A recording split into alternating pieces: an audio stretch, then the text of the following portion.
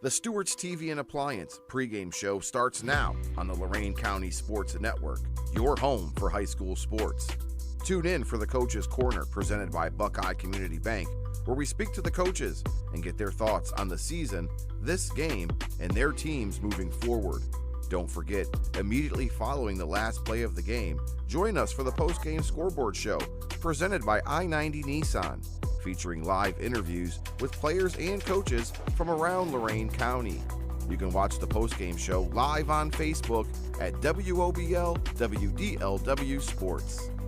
Tonight's games are brought to you by Lang Optical, Stewart's TV and Appliance, Buckeye Community Bank, Mental Health and Addiction Recovery Services of Lorain County, Justin Miller, Esquire, Jamie's Carpet Shop, Lorain County Visitors Bureau, Lorain County Clerk of Courts Tom Orlando, Derek Hammonds of State Farm Insurance, Lorain County Prosecutor J.D. Tomlinson, Vans Auto Repair and Tire Pros, Lorain County Community College, Jadasco Insurance, Steve Lawson of Russell Real Estate Services, Lorain County Recorder Mike Duran, E.H. Roberts Heating and Cooling, Achieve Credit Union, Jeff Allison of Health Markets Insurance, Ernie's Auto Body, Brian Victor of Howard Hanna, I-90 Nissan, Nick Abraham Elyria Ford, Al Januzzi CPA, Zabo Apparel Company, Valley Chevrolet, Jones Bones Barbecue and Grub, Network Land Title Agency, Big Brothers and Big Sisters of Lorain County, Rich Ramsey for Judge, Brian Baker for Lorain County Commissioner, Rich Resendez for Sheriff, Elyria Jewelers and Repair, Lorain County Commissioner David Moore, Jack Hall for Sheriff, Kelly Dieter for State Representative, and Giovanna Scarletta Bremke. After the break, we will talk to both of the coaches in tonight's matchup. Like, follow, and subscribe to Lorain County Sports Network on YouTube. It's time for Lorain County's Friday Night Lights with WOBL and WDLW Sports.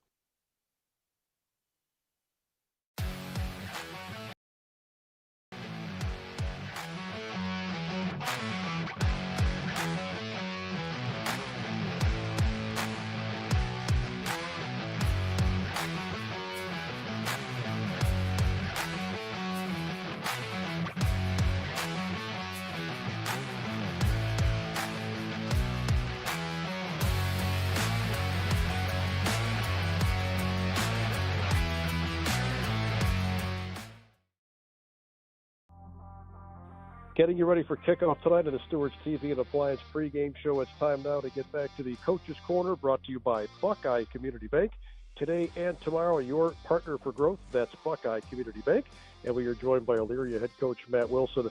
Coach, we appreciate you giving us a few moments of your time. And I kind of want to begin here by just kind of going over the ways you think the kids have grown since you took this program over. Your first year as the head coach of the Elyria Pioneers. Coach, who or what do you think specifically has come the longest way since you took over? So, when I took over, I sat down. I had an interview with all of the returning staff members, administration, and all the returning seniors, and I kind of just tried to get a feel for what was going on in the program. I feel like we've made a lot of progress in terms of kids showing up, being here every single day, working hard.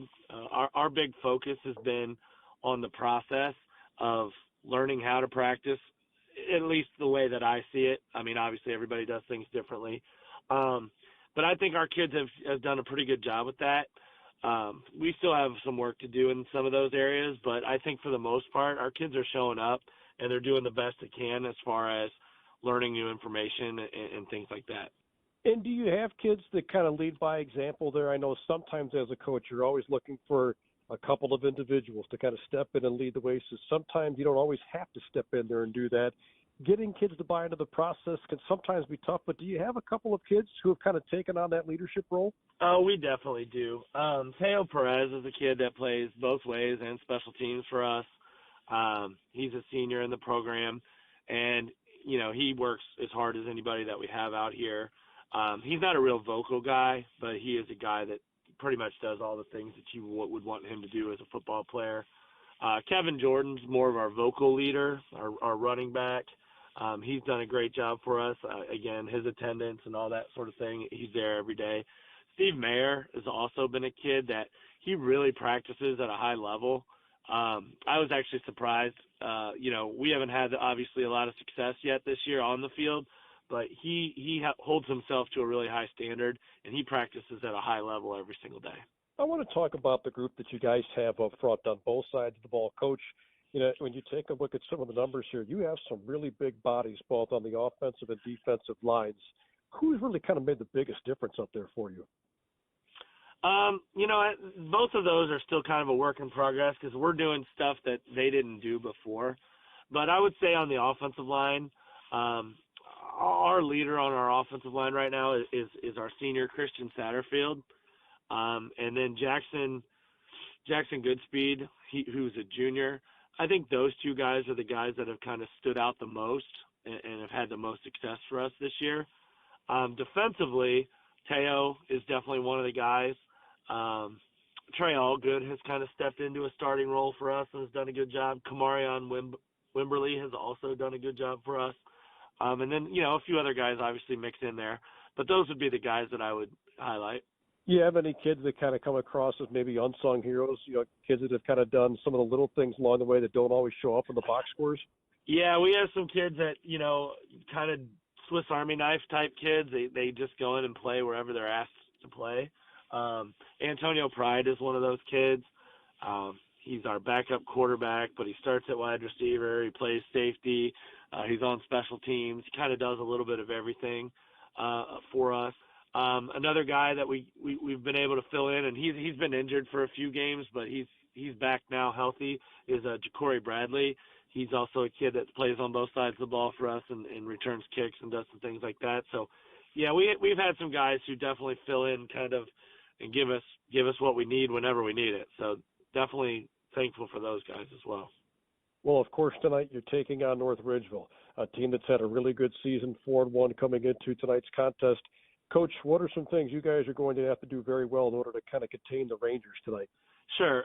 Their program, they've been growing now for a few years. He's done an outstanding job with that program.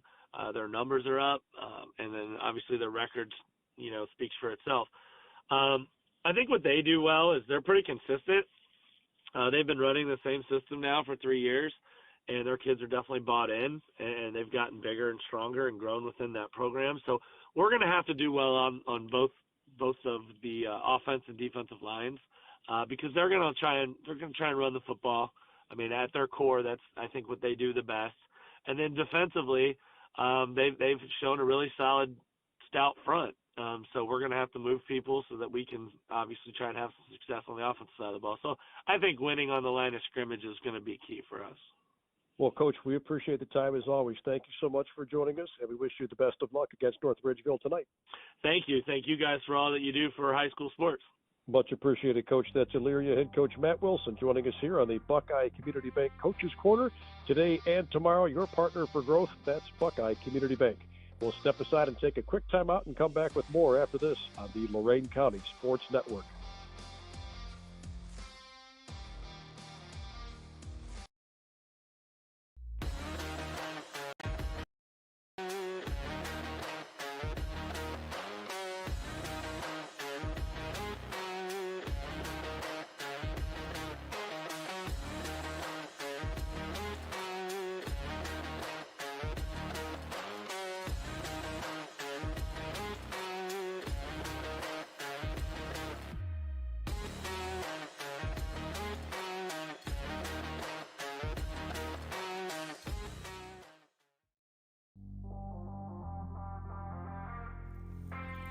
Welcome back into the Buckeye Community Bank Coach's Corner. Buckeye Community Bank, today and tomorrow, your partner for growth.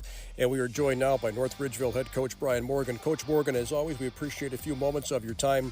You know, a matchup coming up against Elyria later on tonight. But before we get to that, just kind of want to talk about last week a little bit. That was a huge matchup for you guys. And, you know, sometimes you can still learn a few things in a loss. What do you think your kids learned in that loss against Avon last week? Yeah, when you play a good football team, especially a team like Avon, you know, you get to find some of the faults that you have in our program. You know, we didn't cover very well. We didn't pressure very well. You can attribute a lot of that to Nolan Good and the type of football player he is. I think that we pressured him a little bit and he got away from it, but we had them in 3rd and long quite often in the game, and they picked it up every single time. So, you know, we have to work on that. We've been working on it this week. In us being able to throw the ball as well. You know, we had some opportunities. We didn't protect very well. We had some guys open, but we couldn't get to them.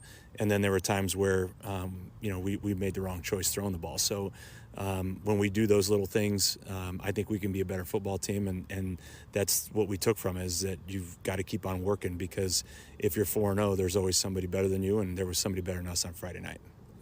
Not many have been better than you guys at running the ball. You've been able to do it with so many different kids getting involved. You've got a handful of kids at least averaging over 5 yards per pop. Coach, what's made that running game go for you guys this season? A lot of it is up front. We have 5 seniors that start on our offensive line. At least 3 of them have been 3-year starters for us on the offensive line. 2 of them have started for 4 years. So, you know, it's kind of been building up to the season with those guys, because they can make adjustments on the line. They can, you know, talk to each other and pick up blitzes. And, you know, against a team like Olmsted Falls that is very physical, we match the physicality, and those guys are where it starts. And then, you know, we got 2 very good backs, and Zach Barnhart and Tavion Swain.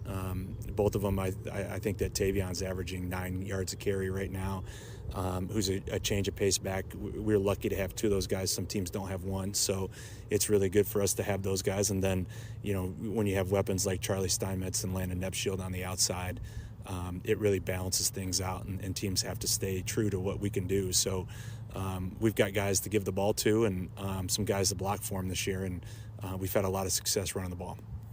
You've also had a lot of success on the other side of the ball. I mean, Coach, it seems like you guys have a ton of ball hawks there. You guys have caused double-digit turnovers so far this season.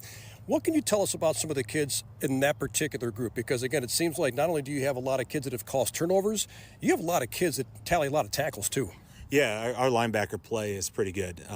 You know, Austin DeShazo's been our middle linebacker for 3 years. Tyler Paragord last year stepped in as our will linebacker. Kind of one of those kids that can do everything.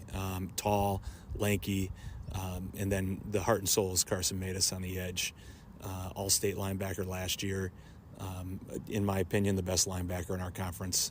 He has a motor that won't stop, and he works his butt off. So, you know, those guys are really where it starts, and then the defensive line up front doing the work for us. We have 4 juniors there that play their butts off, and, you know, we were a little concerned about their size going into this year, but, you know, the time and effort they put in the weight room in the offseason is really showing, because although we might not be the biggest guys up front, they can hold their own on the line. We'll talk about the Elyria matchup here in just a moment, but I want to give you a chance to talk about how this program has grown under your direction. And certainly a lot of things have changed. You guys are 4-1 halfway through the season. Coach, what are some of the big changes you've noticed since you took over? Yeah, it was one of those things where going into it, it's really just the community and the parents bought in. You know, not many parents with incoming freshmen would be excited about a basketball coach taking over the football program. And, you know, we lost maybe 1 or 2 kids, but they're back. So, you know, I think EC took 2 of our guys, you know, when I first took over, but both of them are now playing for us. One of them starts at wide receiver, Landon Nepshield. So they trusted in what we were doing. We decided to try to do a less is more approach. We don't hound the guys to make sure they're here all summer. We let them be young men, and you know, we just try to turn the culture over of hard work when they're here. And you know, they put time in outside of being here in the weight room.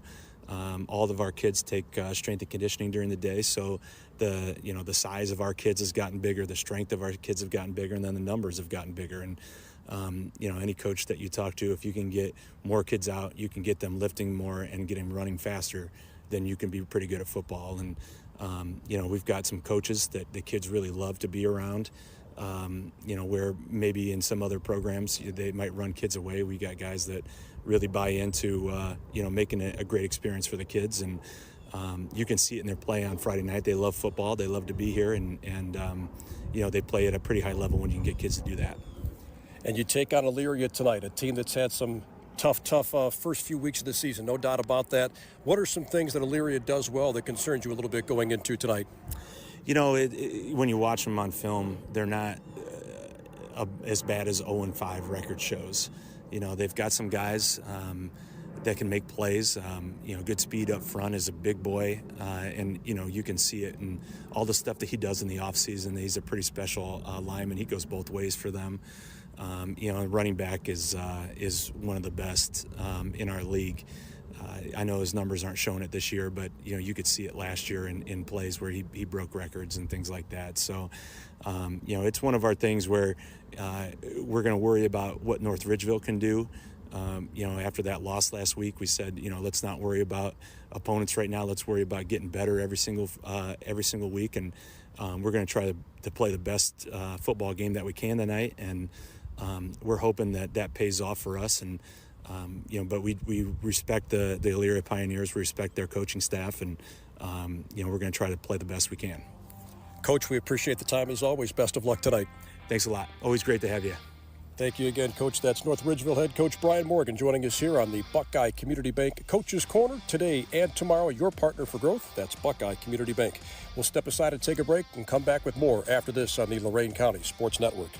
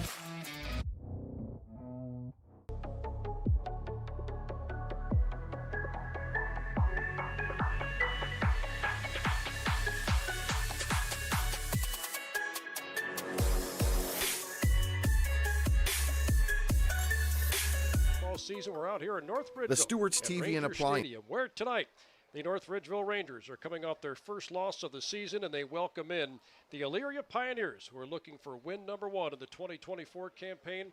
Coming your way tonight from the Lang Optical broadcast booth. Lang Optical, see the difference. So happy to have you with us on a damp and cool Friday evening. Andy Bullbarch joined alongside my tag team partner Max Drummond. The captain of our ship is the director Edwin Vereen, and Sam Sovacool working the camera tonight. This is an SWC bash that I'm sure a lot of people are looking at on paper and thinking it might get a little bit ugly, but then again, that's why they play these things. For North Ridgeville, a chance to redeem themselves after a difficult loss against Avon last week, and for Elyria, a chance to score their first victory of the season. Max, great to be joined by you as always, and you just never know on Friday nights, and that's what makes this matchup intriguing. You and I were talking off air. While North Ridgeville comes in at 4-1, Elyria 0-5. The Pioneers have actually had the upper hand the last couple of years. That's right. Elyria has taken 2 of the last 3 matchups against the Rangers. So a lot of these kids out here on the field tonight will have known what it is like to come in and beat North Ridgeville. And just certainly a lot of pride on the line tonight. And the fact is the records may be different, but they're both coming in off of similar circumstances a week ago. No question about that. This is the Stewart's TV and Appliance pregame show. Shop smart, shop local, shop Stewart's TV and Appliance in Elyria. Max, let's get to your keys to tonight's game, brought to you by the Mental Health and Recovery Services Board of Lorain County. Well, and heading into these, I mean, we weren't sure whether the rain would be coming or going around us or not, so it slightly changes that a little bit, but a lot of the stronghold of what you want to try to do tonight if you're North Ridgeville here at home is avoid any hangover from last week. Coach Morgan talked a little bit about it. It's not always after a win that you come in a little lulled to sleep. It could happen after a game on the opposite end of that. So we'll see how they bounce back from last week against Avon, and their defense obviously wants to take a big step forward after having probably their least good showing of the season last week. Obviously, the opponent, Avon, was great, but they know they can do a lot better, especially in the back end and defending on the passing. So we'll see if their secondary and their pass rush can generate a little bit more for them. And then over on Elyria's side, these will definitely come in handy, as this weather could help play into their hands a little bit. They need to win the turnover battle. They haven't had the opportunity to do that many times this year. If they can get that to swing their way a little bit, that'll go a long way in helping out their offense and also obviously taking care of the ball, giving North Ridgeville longer fields to work with. And then the main man for the Pioneers, Kevin Jordan, has to be involved. He has to be the focal point of the game plan, but you got to change it up. You can't allow it to be simple or let North Ridgeville pick up any tendencies. Get him the ball in as many different ways as you possibly can, whether that is a traditional handoff, jet sweeps, catches, whatever it is. Get the ball in Kevin Jordan's hands. Again, keys to the game brought to you by the Mental Health and Recovery Services Board of Lorain County. Be there for someone struggling with addiction and mental illness. Well, we know which teams are playing. Let's tell you about the guys who are calling the game tonight.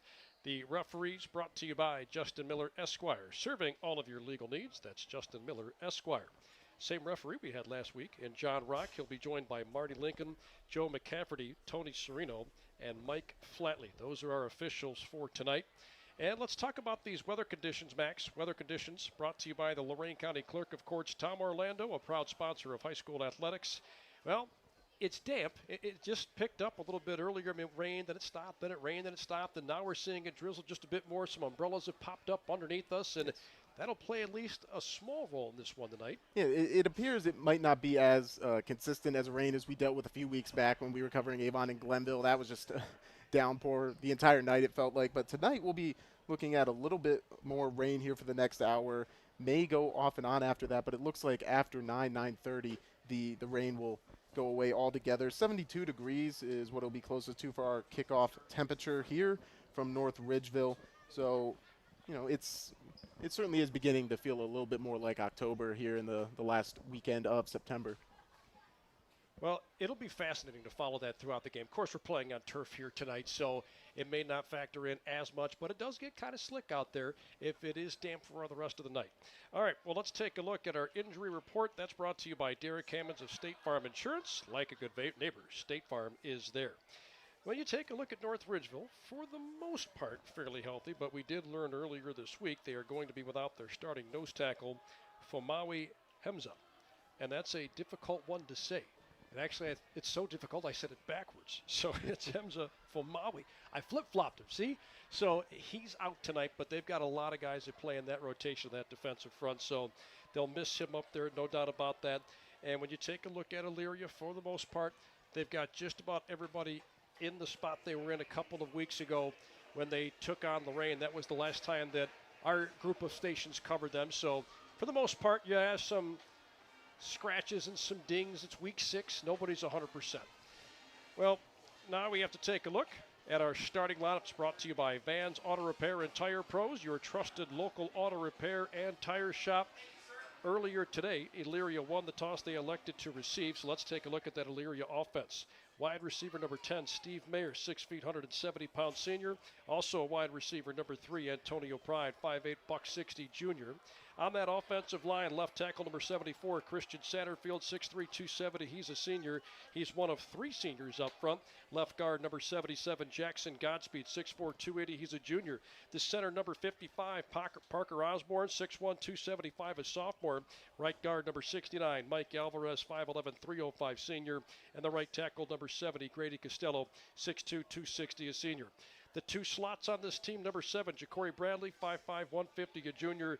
And number 11, Asa Brown, 5'11", 150. He's a junior. In the backfield, quarterback number 1, Stephen Gilbert, 5'10", 155 senior.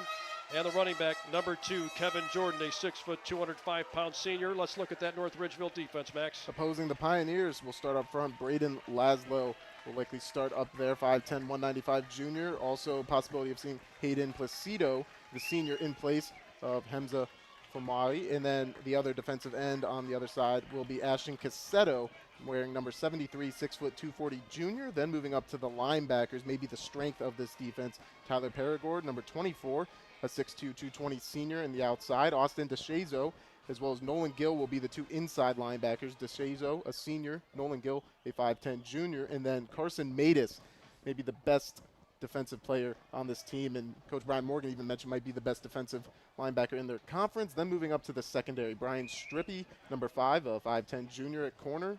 Luke Mraz, the other corner, wearing number 7. And then the 2 safeties, Brett Leinerth, wearing number 11, a senior, and then Carter Clark, a 5'6 junior, wearing number 21. Let's look at the North Ridgeville offense. Wide receiver number 8, Landon Nepshield, 6'4", 170 senior. Another receiver, number 17, Ryan Anderson, 6', 183-pound junior. Also at wide receiver number 22, Duke Baker, 6'1", 160, a junior. Up front, left tackle Jack Radway, 6'4", 300-pound senior. Left guard number 72, Cooper Riley, also a senior, 6', 270. The center, also a senior, 6', 250, Mitchell Wagaman. Right guard, a senior, number 58, Andrew Flesher, 5'9", 260. Right tackle number 63, Timothy O'Rick, 6'4", 300-pound senior. The H-back is Charlie Steinmetz, 6'2", 200-pound senior. In the backfield, number 10, Cole Miller, the quarterback, 6'4", 201 junior. And the running back, number 36, Zach Barnhart, 5'10", 200-pound junior. Running through that Elyria defense real quick, Xavier Cross at the defensive end spot. Then the 2 tackles, Trevon Allgood and Kamarian Wimberly. And then Teo Perez will hold down the other defensive end spot. Then up at the linebackers, Levi Springer, a junior, and Xavier Stevens, a senior. The 2 corners, Elijah Hope and Mikey Andrews. And then in the rest of the secondary, DeAndre Woolbright, Antonio Pride, and Steven Johnson. Outstanding. Our opening kickoff goes through the back of the end zone. The opening kick brought to you by Lorain County Community College. Kick off your future with LCCC. That's Lorain County Community College. We referenced the coin toss a little bit earlier. Coin toss all year long brought to you by the Lorain County Visitors Bureau, celebrating 200 years together. That's the Lorain County Visitors Bureau. Elyria won the toss, elected to receive. They will begin this drive at their own 20-yard line after it went through the back of the end zone. It's been a difficult year so far for this Elyria offense. They're 0-5 on the season. Through the air, they're averaging 112 yards per game. They've thrown 4 touchdown passes, and they've rushed for just a couple. Leading the charge in that backfield, Stephen Gilbert, the quarterback, along with the running back, Kevin Jordan. Jordan will be lined up off the left tip of the quarterback, Gilbert. They've got a 4-wide receiver look. He'll grab the snap. He'll give it to Jordan. Tries the middle, able to break a couple of tackles. Fights past that right hash up to about the 26. That's a 6-yard pickup. And, Max, that was some real tough running by Kevin Jordan. You're absolutely right. Looked like he was met at the line of scrimmage and wouldn't get any further, but that 6', 205 frame he was able to carry a couple guys with him and turn that first down play into a very positive one. When we spoke with Coach Morgan of North Ridgeville earlier this week, he had mentioned, look, the stats don't necessarily show this year what a great player Kevin Jordan is. 166 yards on the ground, couple of touchdown rushes. They'll fire left side on the screen. Pass is caught by Antonio Pride out in the flat, shakes a defender, gets up to the 35-yard line where he's tackled after a pickup of just about 9 yards for a first down. Brett Leinert on the tackle, but Elyria will move the sticks. Well, and a great job taking advantage of that man-to-man coverage, as all they needed was Jacory Bradley to secure a block out there. He did, and that sprung Pride open for the first down pickup. Elyria's got some athletes. I don't think there's any denying that. And if they can get some of those guys out in open space, they can certainly make some things interesting. Nobody in the backfield this time with Stephen Gilbert.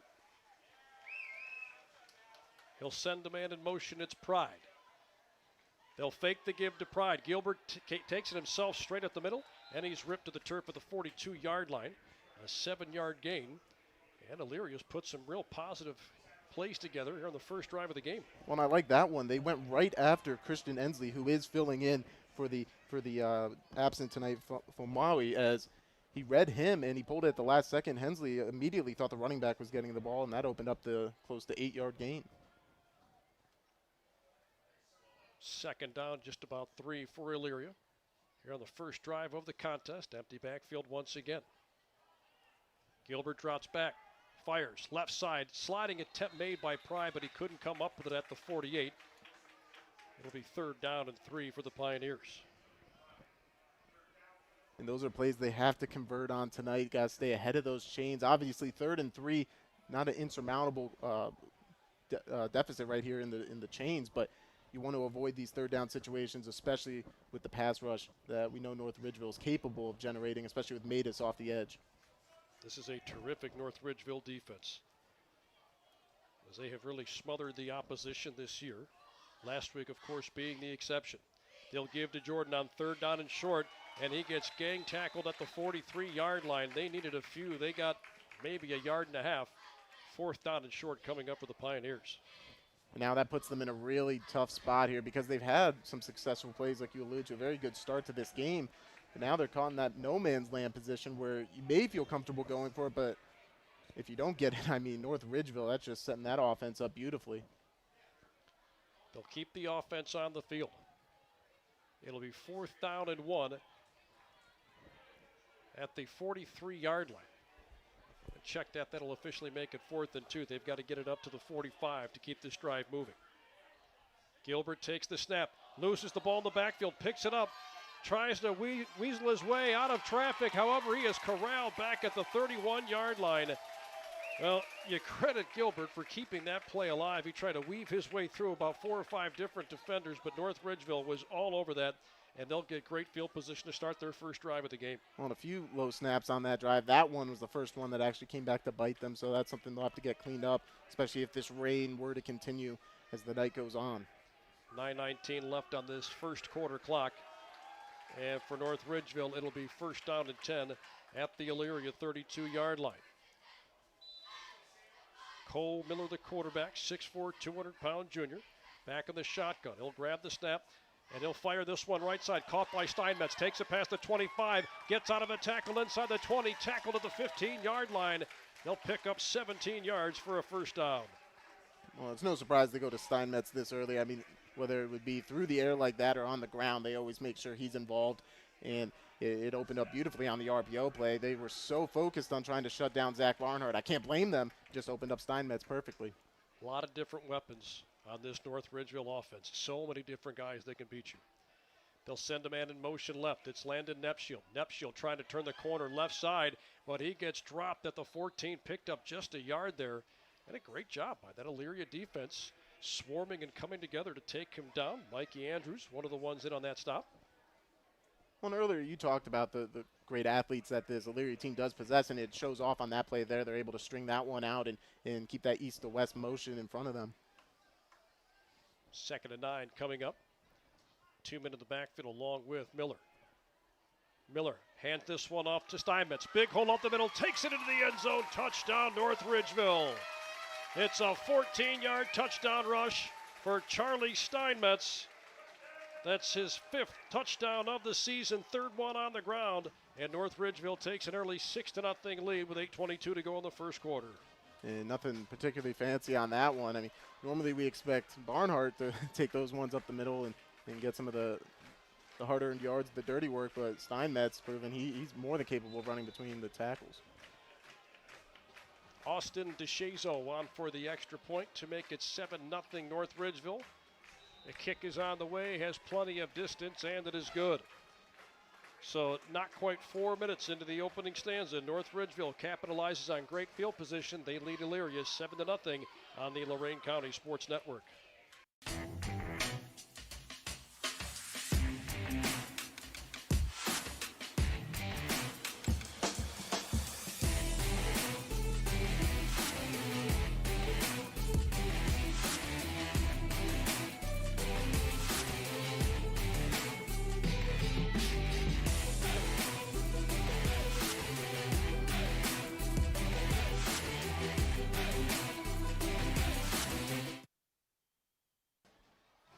After forcing Elyria to turn the ball over on downs on their opening drive, North Ridgeville took over at the Elyria 32. 3 plays later, they're in the end zone on a 14-yard touchdown rush by Charlie Steinmetz, and they lead 7-0. Handling the kickoff for North Ridgeville will be Finley Keller. Ready to boot this away.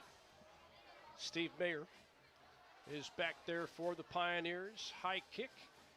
Mayer will retrieve it on a line drive, though, at about the 9-yard line. He's out past the 20, past the 25, tackled inside the right hash near the 27-yard line. Not a bad return. And we will get our second look at this Elyria offense, which put some positive plays together at the beginning of their last drive, but then it just kind of stalled. That's right. They got to find a couple ways to move the ball through the air just to get some pressure off of Kevin Jordan. Obviously, right now they're loading the box and trying to force them to make Stephen Gilbert beat them with his arm. So we'll see if they can come up with a few more opportunities through the air. We're a little late on this, but just want to remind you that the first snap of each half is brought to you by Janasco Insurance, the protection you need, the service you deserve. Stephen Gilbert, a little late trotting onto the field. He'll be by himself in the backfield again. This is a look we've seen a few times. They'll send Antonio Pride in motion near side left. Gilbert back to pass, setting up a screen, lobs it for Jordan, but that falls incomplete at the 29-yard line. And Elyria is pretty fortunate that wasn't picked off. Yeah, it looked like he was trying to find his running back Jordan there in the mix of defenders, but just a good job by the junior linebacker Nolan Gill, as he was just sitting on that waiting for the ball to come that way. And like you said, very fortunate, it just falls incomplete rather than any other damage here deep in their own territory. This time Jordan is in the backfield along with Gilbert. 4 wide, 3 near side to the left. Snap taken, they'll give to Jordan. Jordan tries the middle. Past the 30 he goes, and he's cut down at the 31-yard line. We call that a gain of just about 3, setting up 3rd down and 7. Now we're starting to see the effect a little bit of the substitutions, but not in a negative way. I mean, North Ridgeville losing their starting defensive tackle tonight, really don't see any drop-off in size, so that helps them match up really well with what is a large offensive line for Elyria. Yeah, there's some big boys up front for the Pioneers, no question about that.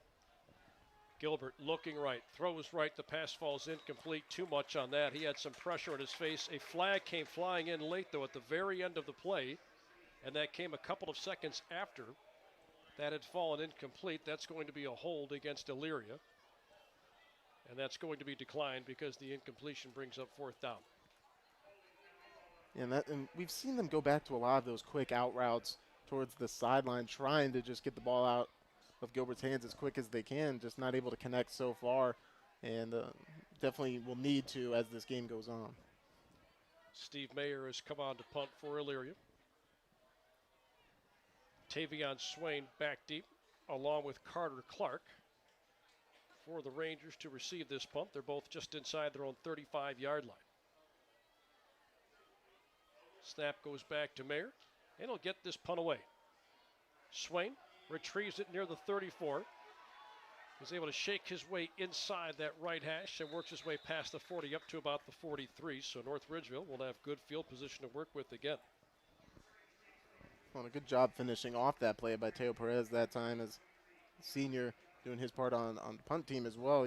We heard from Coach Matt Wilson in the pregame. We'll see him in all phases tonight. So, as you mentioned, good field position, but a good job limiting that to not being any worse. Last time North Ridgeville had the ball on offense, they needed just 3 plays to go 32 yards and get into the end zone on a 14-yard touchdown rush from Charlie Steinmetz. Pass goes left side, caught in the flat by Barnhart. He's dragged down at about the 48. Antonio Pride on the stop to limit him into a gain of 5. And it looked like he really had some momentum going forward after he caught that pass. He certainly did at that 200-pound size. Once he gets going downhill, it's hard to stop him. And I like being able to see him in a couple different spots, not just as the bruiser running back, but that's his 5th catch on the season now. 2nd and 5 at their own 48. Miller back to pass, takes a shot. Deep down the field, he's got Nepshield wide open, makes the catch in stride, and he's into the end zone. Touchdown, North Ridgeville. A 52-yard touchdown strike from Cole Miller to Landon Nepshield. And the Rangers have a 13-0 lead with 6:48 to play in the first quarter.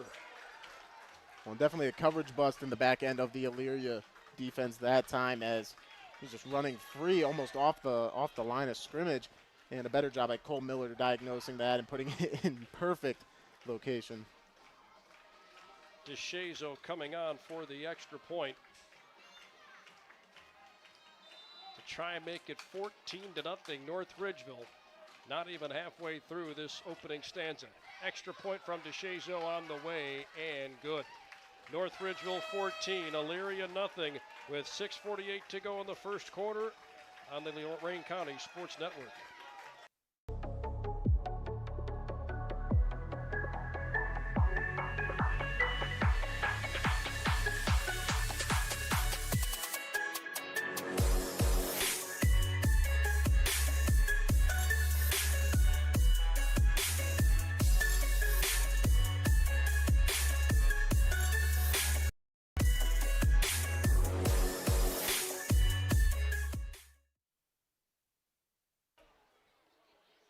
A 52-yard touchdown pass from Cole Miller to Landon Nepshield. That makes it 14-0 North Ridgeville. And after you lose a game the way they did against Avon last week, you never know if there's going to be a lingering effect in that next week. And Max, I think North Ridgeville's answered that question pretty quickly here tonight. Yeah, they've completely shaken off that result, moved on from it, and their offense already doubling what they had a week ago.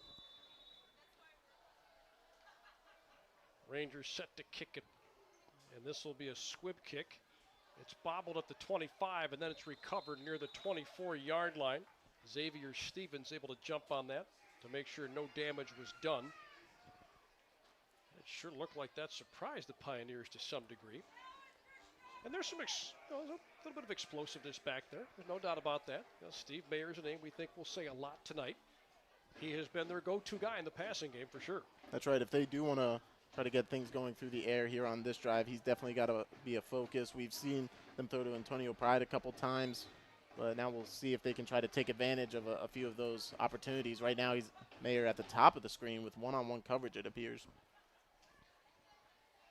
Stephen Gilbert waiting on the shotgun snap. Rolls out far side to the right, looking down the field. He's in some trouble. Throws this one to the 30-yard line where it's caught for a pickup of just about 6 yards. He got that to Steve Mayer right on schedule, right? They knew they had to get him involved sooner rather than later, and a great job by Mayer not giving up on that play. Obviously, his quarterback didn't because Gilbert kept rolling, but Matus immediately dropped into coverage. Originally shut down that hitch, but he just keeps working with his quarterback and opens himself up there for a nice little pickup on first down. This is a North Ridgeville defense, too, that gets after it collectively. Carson Matus leads the team in tackles with 38, but there's a lot of guys with 20 or more. Gilbert throws right side, caught by Mayer. Mayer works his way along the far sideline, got close to the 34. That's about where he had to get for a first down. I think he's going to be a little bit short, bringing up third down. So that time, instead of trying to go downfield, they take advantage of the cushion there, and he just sets up for a nice little stage screen. And last time we saw them in this situation, they went with a run with Kevin Jordan. We'll see if they try to change it up, catch North Ridgeville by surprise here. He's a tough guy to stop when he starts running downhill at 6 feet, 205 pounds. Gilbert grabs the snap. They'll give to Jordan. Jordan goes straight up the gut, and he picks up the first down. Dragged down at the 39. A gain of 5 yards to move the sticks. And obviously with the early deficit, the immediate instinct is to start passing more, try to get it all back in one play. But with the way this offense is set up and with Kevin Jordan in the backfield, not necessarily. You still got time, and he has got to remain a part of this game plan. On the season, Elyria averaging just under 100 yards per game on the ground. Man in motion, it's Antonio Pride. They'll fake the give to him. Gilbert launches this one deep down the field, looking for Mayer, makes the catch, and he's tripped up just inside the 20, going down near the 18, and Elyria's in the red zone. The red zone brought to you by Steve Lawson of Russell Real Estate Services. Buying or selling your next home, visit superstevesells.com. That's superstevesells.com. Well, and last week, there's a little bit of a carryover effect right now. We saw, obviously, against a very good Avon receiving core and quarterback, but they had some issues that didn't just come down to a talent perspective. They couldn't keep guys in front of them right there. We see Mayer get behind this defense, and that could be a problem as the night rolls on. Kevin Jordan is back in the Wildcat. Pride moves in motion. They'll fake the give. Jordan will hang on to it, and he gets dropped back at the 21. That'll be a loss of 3. North Ridgeville was not fooled on the fake give to Pride, and they just ate up Jordan for a loss of 3 yards. Yeah, that's probably one of the best things about this front seven on defense is how physical they are and how disciplined they are as well. Their eyes aren't fooled very often, and that's because of guys like Carson Matus leading the way for them. Gilbert back in the shotgun by his lonesome in the backfield. Looks to his right, throws right, caught by Mayer. Mayer able to shake one defender before he's dropped out of bounds on the far side. Tyler Paragord, one of many in on that stop. And what was once 1st and 10 in the red zone is now turned into 3rd down and long. Although at this point in the field, sure seems like this is 4-down territory for Elyria. Especially being in this situation, you want to take advantage of that giant play, that chunk play you had earlier in the drive. 5 wide receivers again at the disposal of Stephen Gilbert. Rolling out, near side left, looking down the field. Throws this one to the sideline, incomplete. That was knocked away at the last second by Brian Strippy. The junior cornerback, 5'10", $168. Setting up 4th down for the Pioneers. Well, and they tried a layers concept there. Obviously, Brown with the underneath route, and then Jacory Bradley going up towards the front pylon. Only issue is the ball did not get out in time, and that's just because it was a rollout from right hash over to the far sideline, so the timing has to be almost perfect there. North Ridgeville did a good job recovering.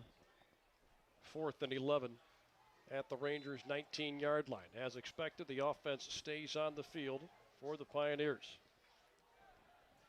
Gilbert has Jordan off his right hip. Grabs the snap. Pressure coming from Carson Matus. Looking down the field. Fires this one to the back of the end zone. The pass falls incomplete. Once again looking for Mayer, but there was no room for him to operate.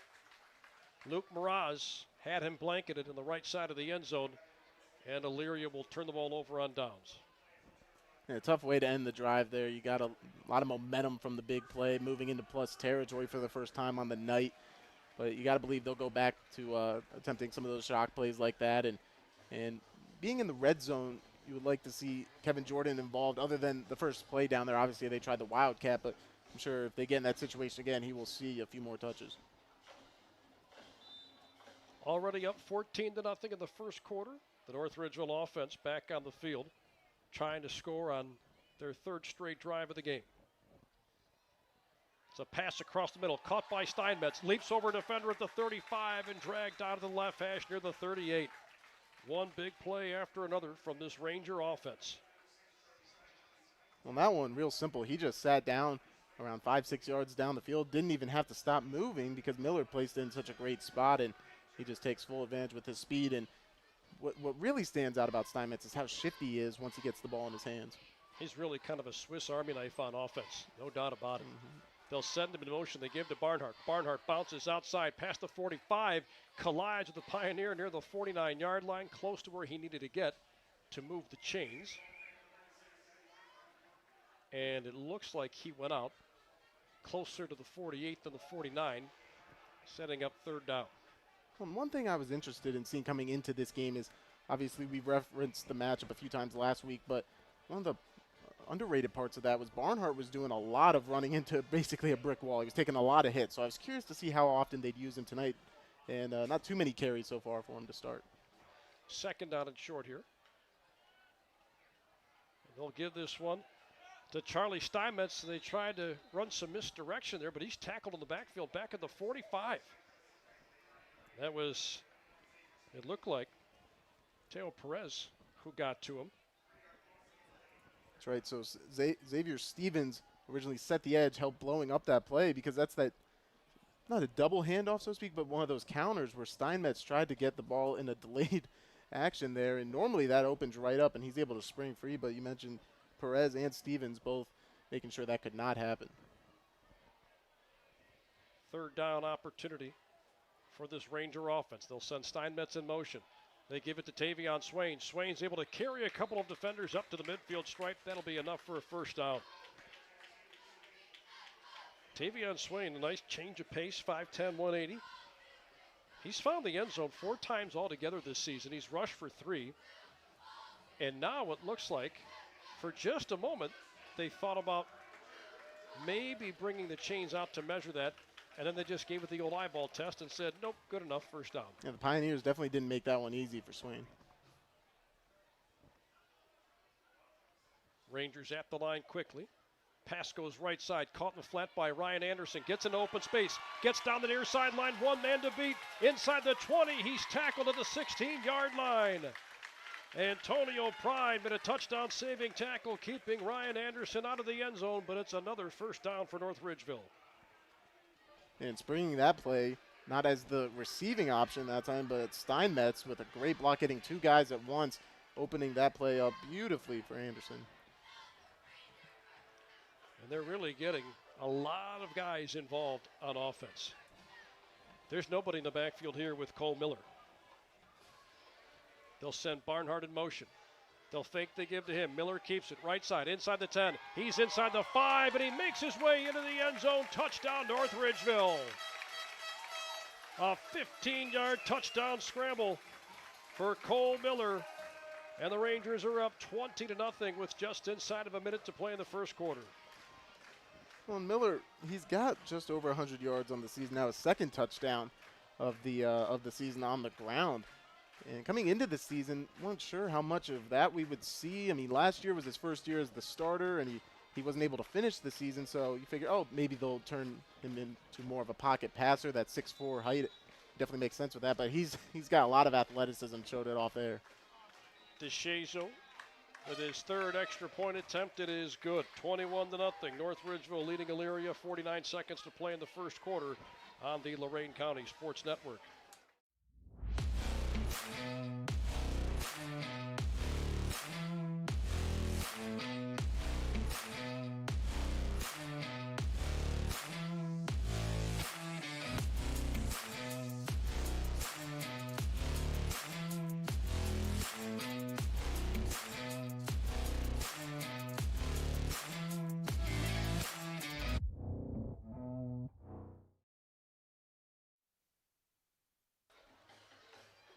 A 6-play, 81-yard drive comes to a conclusion with a 15-yard touchdown rush from Cole Miller. He's accounted for 2 of North Ridgeville's 3 scores tonight, 1 through the air and a 52-yard touchdown pass to Landon Nepshield. And moments ago, that 15-yard rush into the end zone to make it 21-0 Rangers. Inside of a minute to play in the first quarter. Rangers will kick it back. Mayer will leap up to receive it near the 7-yard line. He's out past the 15 to the 20. And then he collides with a couple of Rangers near the 22-yard line. Well, that's the second time we've seen Mayer willing to go up and get one of those line drive kicks. I mean, he's not, as a returner, you got to be fearless, and he definitely has that quality. Start this drive at their own 22. You can hear the marching bands playing, and we were treated to both marching bands performing the national anthem earlier tonight.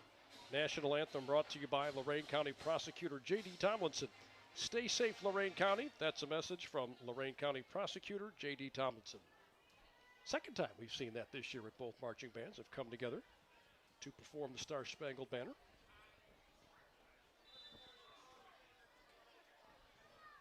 Stephen Gilbert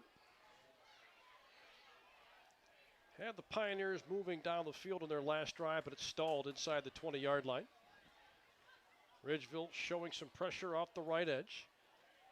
Carson Matus was in the face of Gilbert. Gilbert's going to try and take off and run. He gets tackled at the 21-yard line. It was the safety, Carter Clark, who came up and got him. No gain on the play.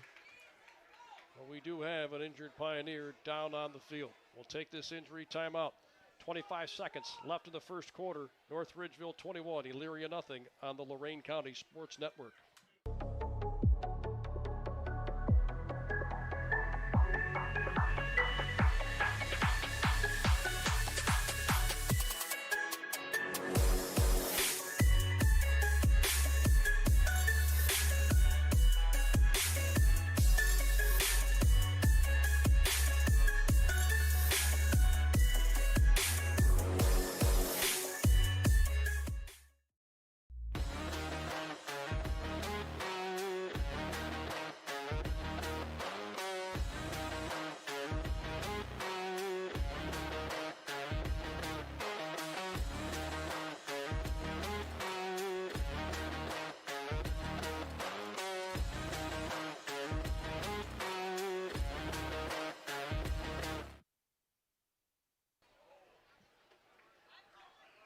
Left tackle Christian Satterfield, who was injured on that last play, and hopefully that young man's able to find a way to get back into this one.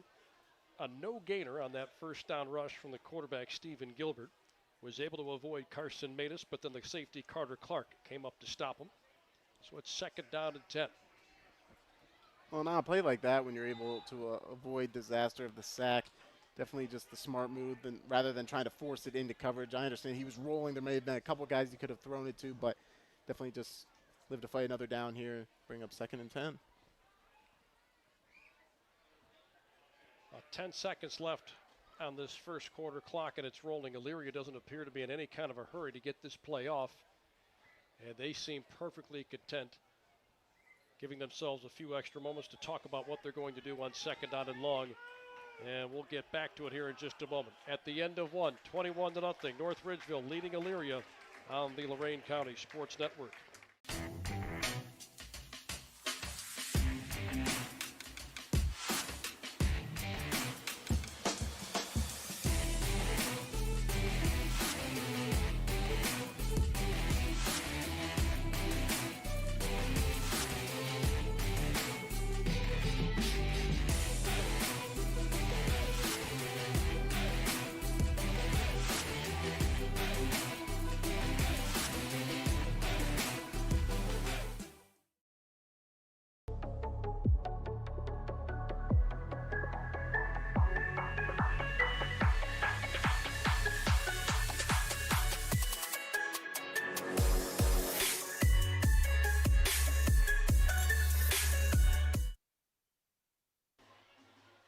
All set to start the second quarter, 21-0. North Ridgeville leads Elyria.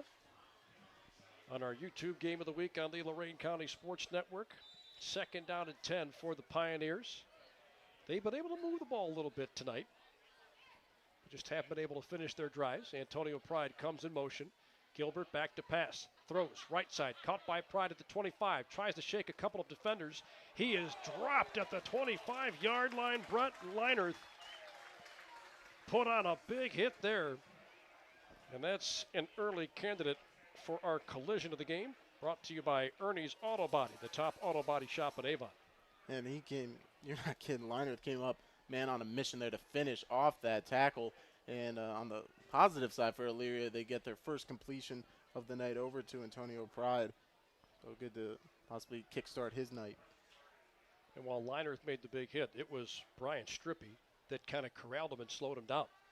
Gilbert passes left side. The pass is almost intercepted by Strippy. They were looking the direction of Steve Mayer, and Strippy almost intercepted that pass. Yeah, and tough to tell because that did go in the direction of Mayer, where, as you mentioned, great coverage by Strippy, but also running an out in that direction, Ja'Cory Bradley. So not sure if they maybe ended up in the same zone, but either way, almost a very disastrous play. Mayer out to punt. Tavion Swain and Carter Clark standing back around their own 40-yard line to receive this punt from Mayer.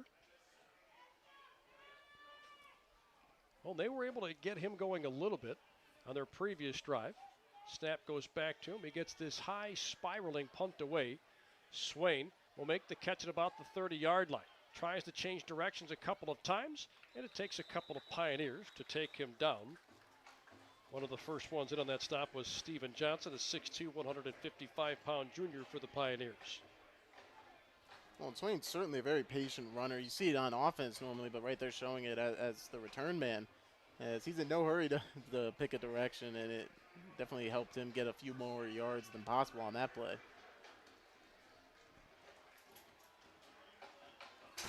Rangers will start this drive at their own 39-yard line. They lead 21-0. 3 drives, 3 trips to the end zone thus far. 2 tailbacks in the backfield along with the quarterback, Cole Miller. Miller will take the snap. They'll give to Barnhart all kinds of room to run. Takes it past the 50, and he's wrestled down by Johnson at the Elyria 46. Well, in Elyria that time, you saw many defenders on that front line trying to load the box and make it a lot harder for Barnhart to open it up. And right there, he just was able to follow a great block from his center, Mitchell Wagaman. And at the second level, there was nobody to put a hand on him. They put it down at the 44-yard line, so a big chunk play from Barnhart, and they've had lots of those tonight. Miller fires left side, and Anderson could not handle the pass out in the flat at the 45. And we haven't seen many plays like that out of this North Ridgeville offense. They've been darn near perfect. And what's almost weird about that, you mentioned it's one of their few mistakes on the night. It might have been better off with a drop. Steven Johnson did a great job confronting his blocker there, as the number 28 of the Pioneers was almost going to blow that play up in the backfield, it appeared. And that's a name we've called a lot over the last couple of minutes. Good-sized kid, 6'2", 155. One of 3 safeties in that starting defense. Miller rolling out, near side left, fires down the field. The pass is hauled in at the 35-yard line. And that looks like they'll be a little bit short. Landon Nepshield was able to bring it in. And now they're looking at 3rd down and 1. Well, and the defense got so caught up with Anderson running the go route down the sideline that the safety just, as you mentioned, left Nepshield all by himself there for the nice 9-yard gain. 3rd and 1 coming up at the Elyria 35. Barnhart, the only tailback. They'll send Nepshield in motion to the left. They'll give it to Barnhart. Big hole up the middle. All kinds of room to run. He's inside the 20, and he's cut down near the 15-yard line. It was Steven Johnson who got to him, but not before he picked up 20 yards. And they are in the red zone again. And Barnhart, he hasn't had too many touches tonight. Seen coming out of the game now, but he's averaging 15 yards a touch so far this game. A great average. I'm sure he'd take that for the rest of the game. Tavion Swain, the tailback here. As Max mentioned, Barnhart checks out for this play. Miller drops back. Time to throw. Fires left side, incomplete. He was looking for Nepshield again, but they did not appear to be on the same page because Nepshield looked like he wasn't expecting that pass.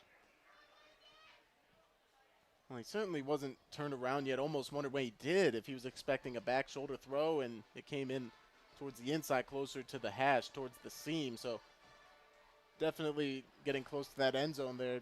They had 2 different ideas on how to score. They'll come out of the huddle here, 2nd down and 10 at the Pioneers' 15-yard line.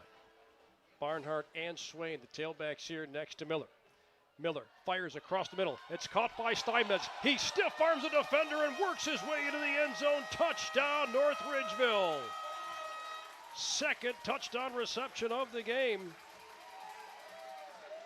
And North Ridgeville doing anything they please offensively against this Pioneer defense, leading 27-0 with 9:25 to play here in the 2nd quarter. And I mean, Bull, that's just an unfair formation. You got both Swain and Barnhart back there. I fully am expecting the run. They even tried to sell the run, and even still, you still have Steinmetz to worry about, and he took full advantage, showing off a one-on-one there at the end of that play. Steinmetz with his 2nd trip to the end zone tonight. Extra point from DeShazo was on the way and good. 28-0. North Ridgeville, 9:25 left in the second on the Lorain County Sports Network.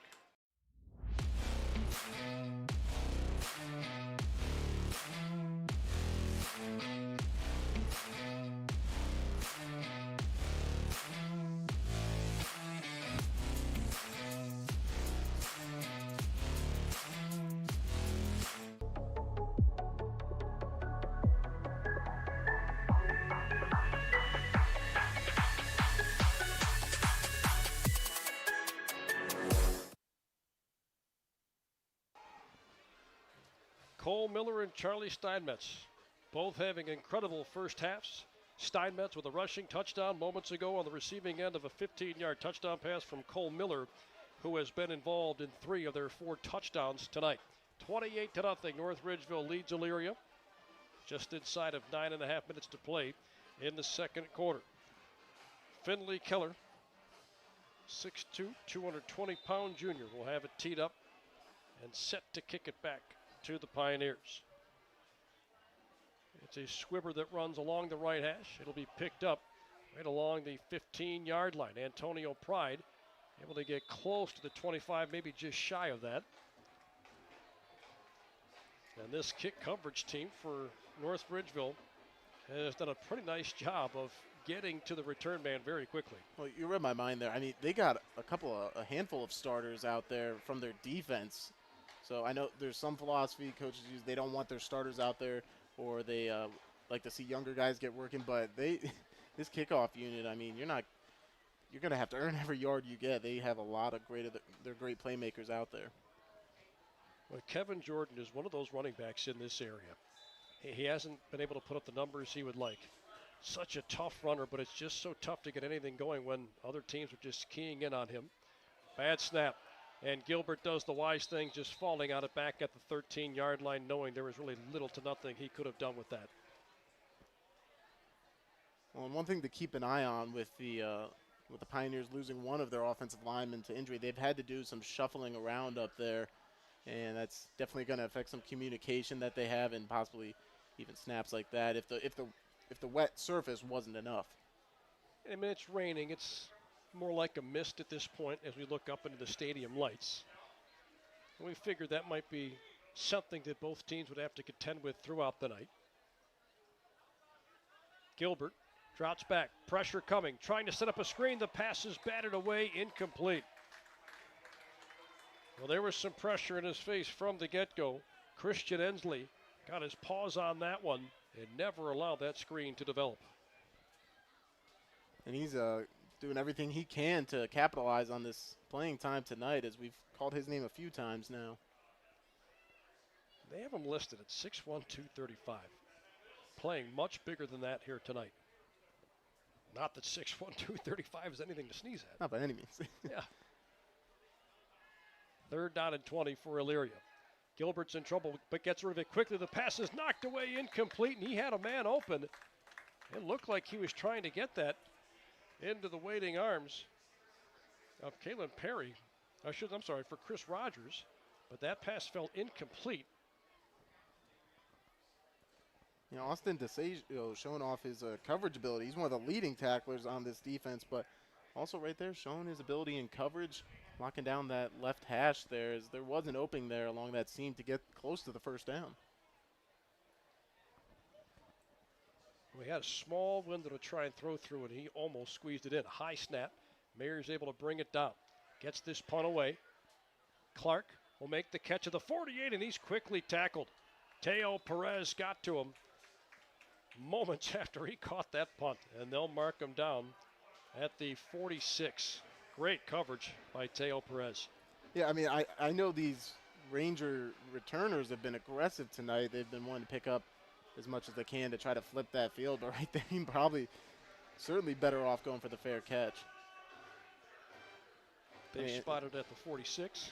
And that's another example of Elyria showing off some of their impact players on special teams as well.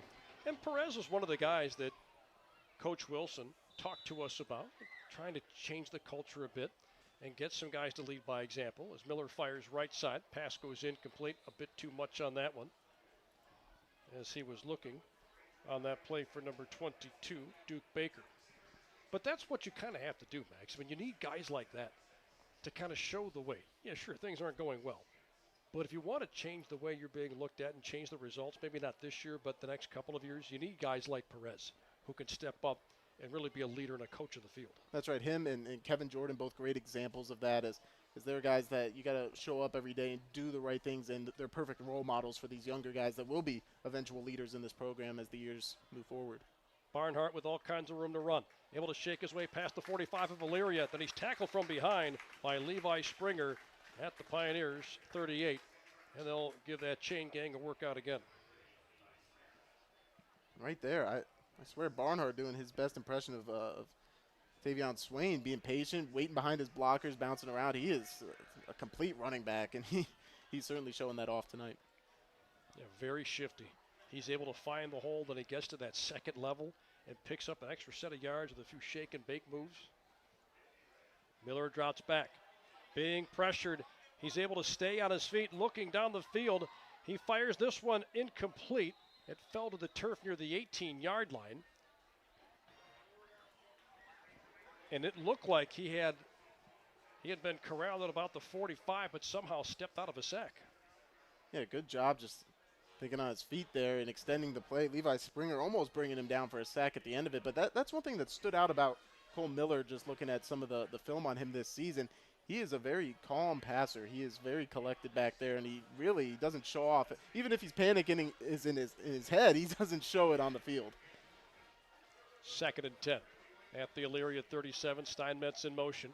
They'll hand it off to Steinmetz. Steinmetz goes up the middle, trying to leap over a defender, but he was undercut close to the 32.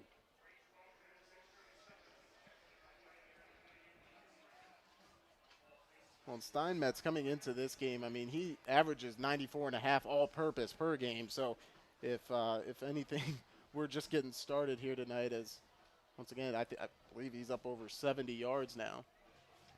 A touchdown rush earlier tonight from 14 yards out. He was on the receiving end of a 15-yard touchdown pass from Cole Miller on North Ridgeville's last drive. Miller hands it off to Swain. Swain works his way past the 30 up to about the 29. And now it'll be 3rd down and short. Check that, 4th down and short. And they'll quickly get to the line. And there was some movement on the Elyria defensive front. That'll cost the Pioneers 5, and that'll give North Ridgeville a 1st down.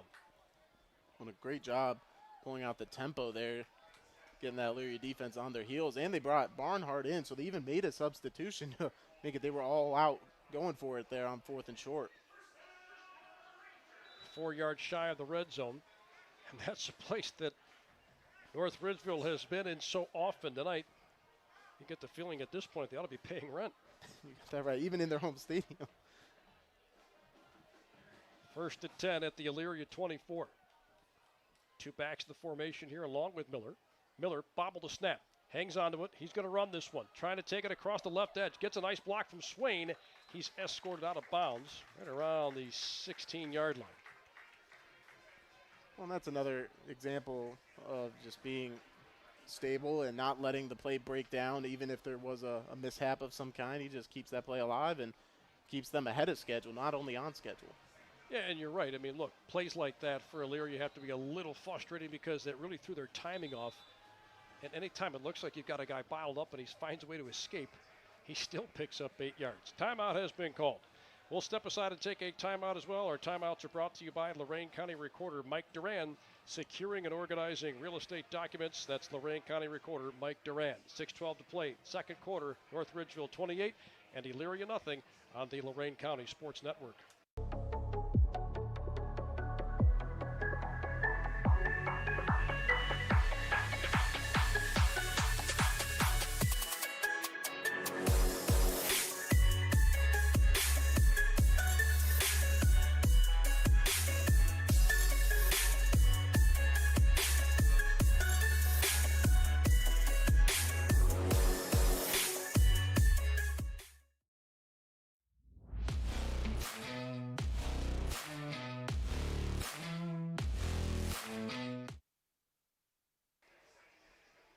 coming off that Elyria timeout. North Ridgeville with a 28-0 lead. And they are marching down the field after that 8-yard rush from the quarterback, Cole Miller. It'll be 2nd down and 2 from the Pioneers' 16-yard line. Well, last time they were down here, we saw them, or each time they've been in the red zone, they've taken advantage of RPO. We'll see if they try to go back to that. Miller looking to pass. Fires this one. Left side of the end zone. The pass is hauled in for the touchdown. What a catch in traffic. Duke Baker was able to wrestle that away from Elijah Hope. And North Ridgeville punches their ticket to the end zone for the 5th time tonight. A 16-yard touchdown pass from Cole Miller. He's responsible for 4 of their 5 scores. I mean, we know that the talent Cole Miller has throwing the ball, but right there, that window should not have been open for a touchdown. Somehow fits it in there. And Baker, whose name we haven't called at all tonight, great job coming off the sideline and just capitalizing on his chance to get in the game and shows off a great contested catch. DeShazo on for the extra point. It is on the way, and it is good. You could hear the chorus of Dukes after that touchdown grab a few moments ago. North Ridgeville 35, Elyria nothing with just over 6 minutes to go in the second quarter on the Lorain County Sports Network.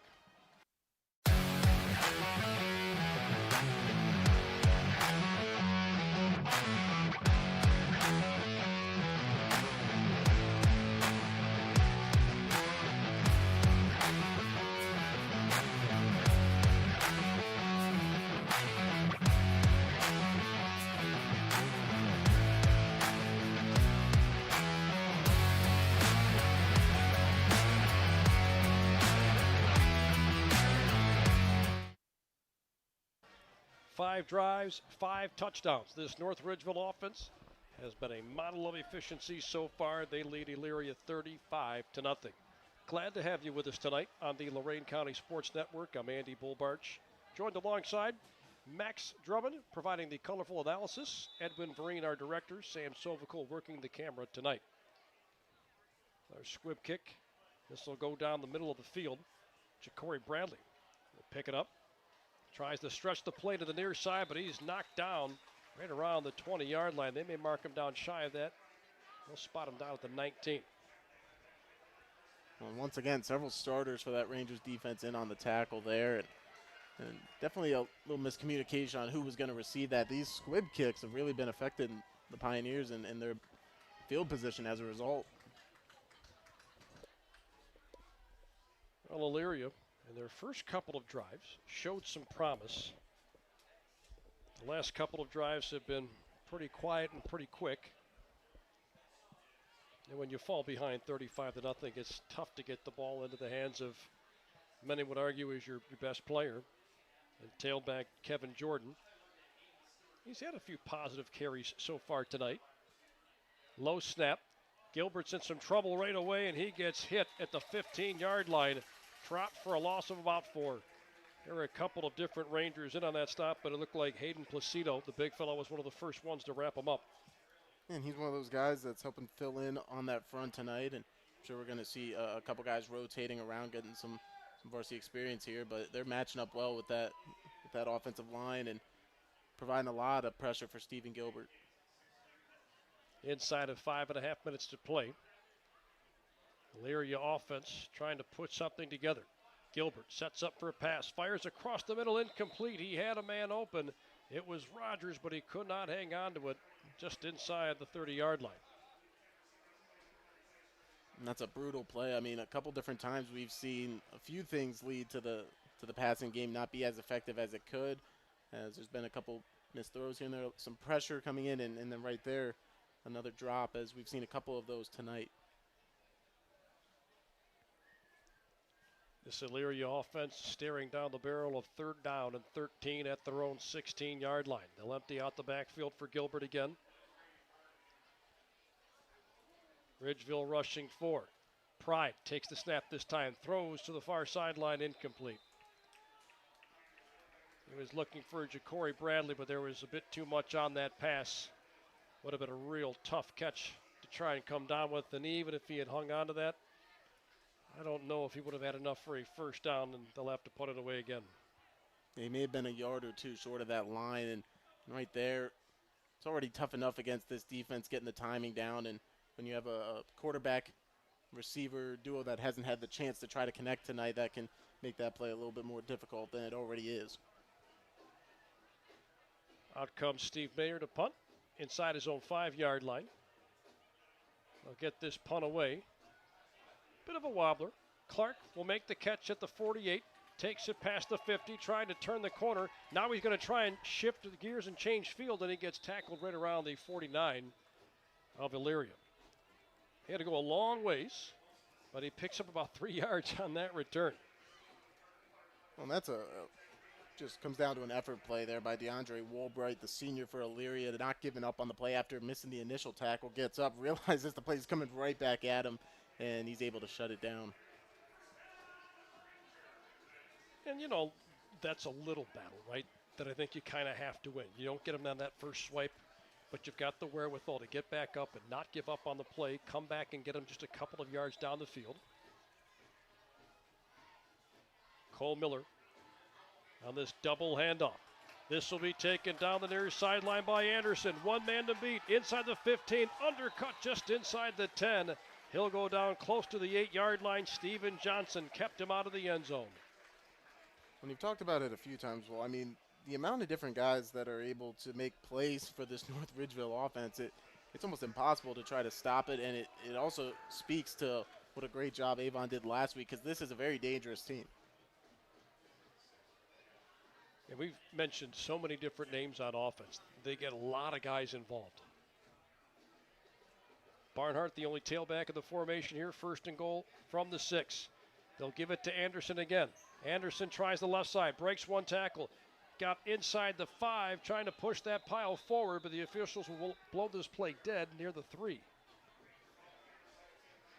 Well, it looked like they wanted to have him finish off this drive after he essentially set them up down there, but Levi Springer and company were not having it there for Elyria. 2nd down and goal from the 3. We just heard somebody a few rows down say, give it to him again. They do not want Ryan Anderson to be denied a trip to the end zone here tonight. They'll give it to Barnhart. Barnhart able to work his way past the goal line into the end zone. Touchdown. Virtually untouched from 3 yards out. And for Zach Barnhart, that's his 10th rushing touchdown of the season. That makes it 41-0 North Ridgeville. Well, and it also becomes the 5th different guy to, the 4th different guy to score a touchdown now for that Rangers offense. Austin DeShazo has been a busy man here tonight, trying to make it 6 for 6 in point after attempts. It's up and good. North Ridgeville 42, Elyria nothing, with just inside of 4 minutes to play in the 2nd quarter on the Lorain County Sports Network.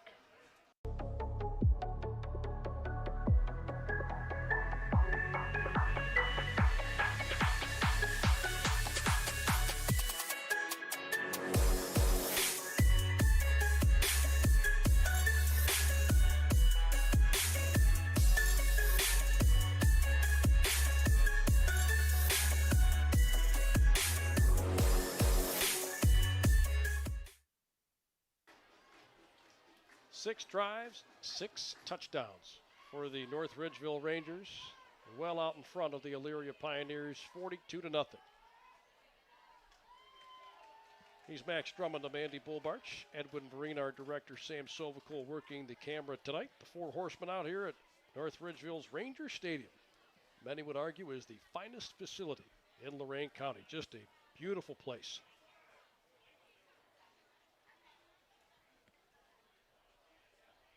Finley Keller looks like he's ready to go.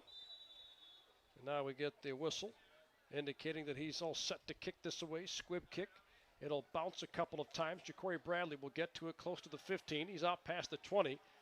And he gets past the 25 before he's rolled down right around the 26. Bradley's a name that Coach Wilson brought up during the Buckeye Community Bank Coaches Corner as being one of the unsung heroes on this team. Well, that certainly comes down to the fact they're able to plug him in a lot of different places. He has one of their most electric plays on the season. He had a 46-yard catch earlier in the year, so you can definitely count on him when he gets the ball in his hands to make some magic happen. Hasn't been able to really uncork that tonight. No catches, but a couple targets his way, so I'm sure we'll get a few more in his direction as well. It's Antonio Pride, the quarterback. We saw him at the very end of their last drive, taking the snap. Fakes the give to Jordan. He'll keep it himself. Gets across the right edge, past the 30. He's stuck and dropped near the 32. Nice tackle made by the cornerback Luke Miraz, but Antonio Pride was able to pick up a handful of yards. Yeah, and that's one thing that's really been evident tonight is how great of tackling this North Ridgeville defense does. Is Pride's one of their better athletes, one of their better ball carriers, and out in the open field, he wasn't able to make a miss that time. Second quarter clock rolling, just over 3 minutes left on it. Elyria looking at second down and 5 from their own 33. A bobbled snap by Pride. He has to fall on it. He lost it, and North Ridgeville picks it up right around the 26-yard line.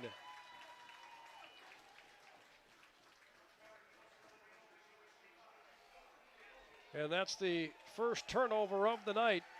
And we have seen exchange issues all night long, Max. It's one of those deals where you figure with the conditions being a little bit wet, you just might have a couple of issues on the exchange, but we haven't seen many of those issues from North Ridgeville. Elyria's had a lot of issues with that. You know, the Rangers been able to fight through that, and there it did appear that Pride may have been able to jump back on it, but then with the ball being wet, the field being a little more damp, it just pops out, and Nolan Gill able to pick it up and also pick up the slam dunk over on their turnover celebration on the sideline. Those have become pretty creative in recent years. They give to Barnhart. Barnhart bounces off one defender, gets inside the 15 before he's tackled after picking up another first down. And now that offensive line certainly leaning on an Elyria defense that has been on the field a lot tonight. Yeah, there's some pretty big bodies up front for Elyria. Teo Perez, 6'2", 215. Trey Allgood, 5'10", 240. Xavier Cross, 6'2", 240. Kamaring and Wimbley, 5'7", 195. They'll send a man in motion. It's Swain. They'll give it to Swain. Swain trying to turn the corner right side. He's twisted down inside the 10-yard line. They'll mark him down near the 9.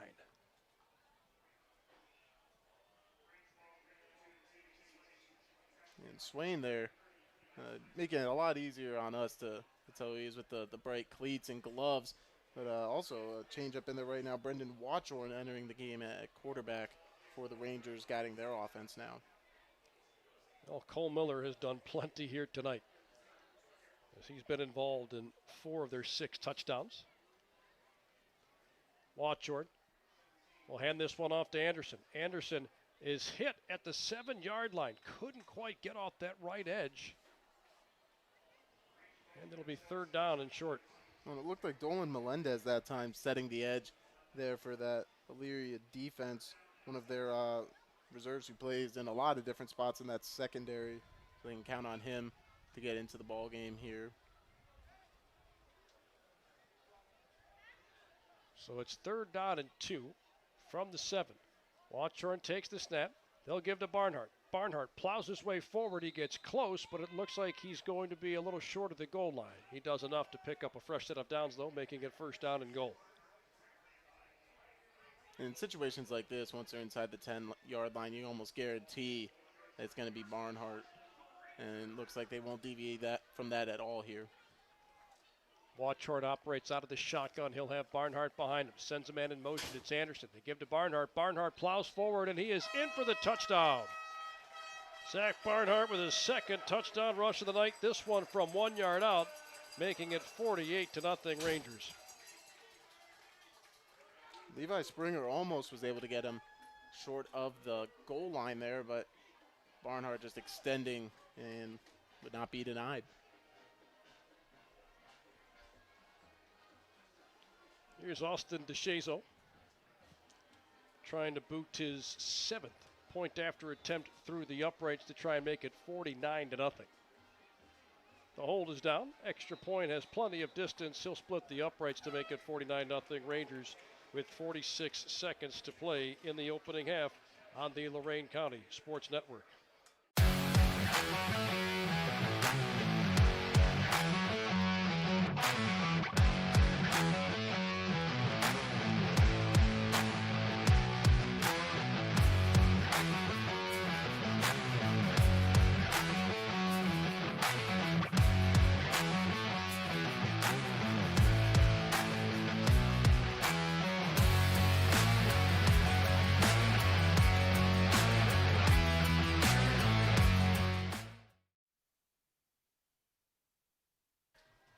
North Ridgeville having all the fun tonight on top of Elyria 49-0, just inside of a minute to play before we launch into our halftime show brought to you by Jeff Allison of Health Markets Insurance.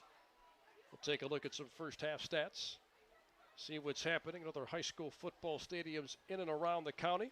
We'll give you a scoring recap and much, much more coming up on the Jeff Allison of Health Markets Insurance halftime show. Finley Keller with another squib kick. This will scoot a few times before it's retrieved by Steve Mayer inside the 20-yard line. He tried to turn the corner at the 20 on the left side. It still keeps that play alive somehow, but he stopped dead in his tracks at the 20 with inside of 40 seconds to play in the second quarter. Well, now depending who we see them send out at quarterback, whether it's Gilbert or Pride, will definitely go a long way in determining how aggressive they are pushing the ball downfield here. Obviously, Gilbert had some success to open the game. We haven't seen Pride be able to connect with any of his receivers yet, so interesting to see who we'll get. It is Antonio Pride.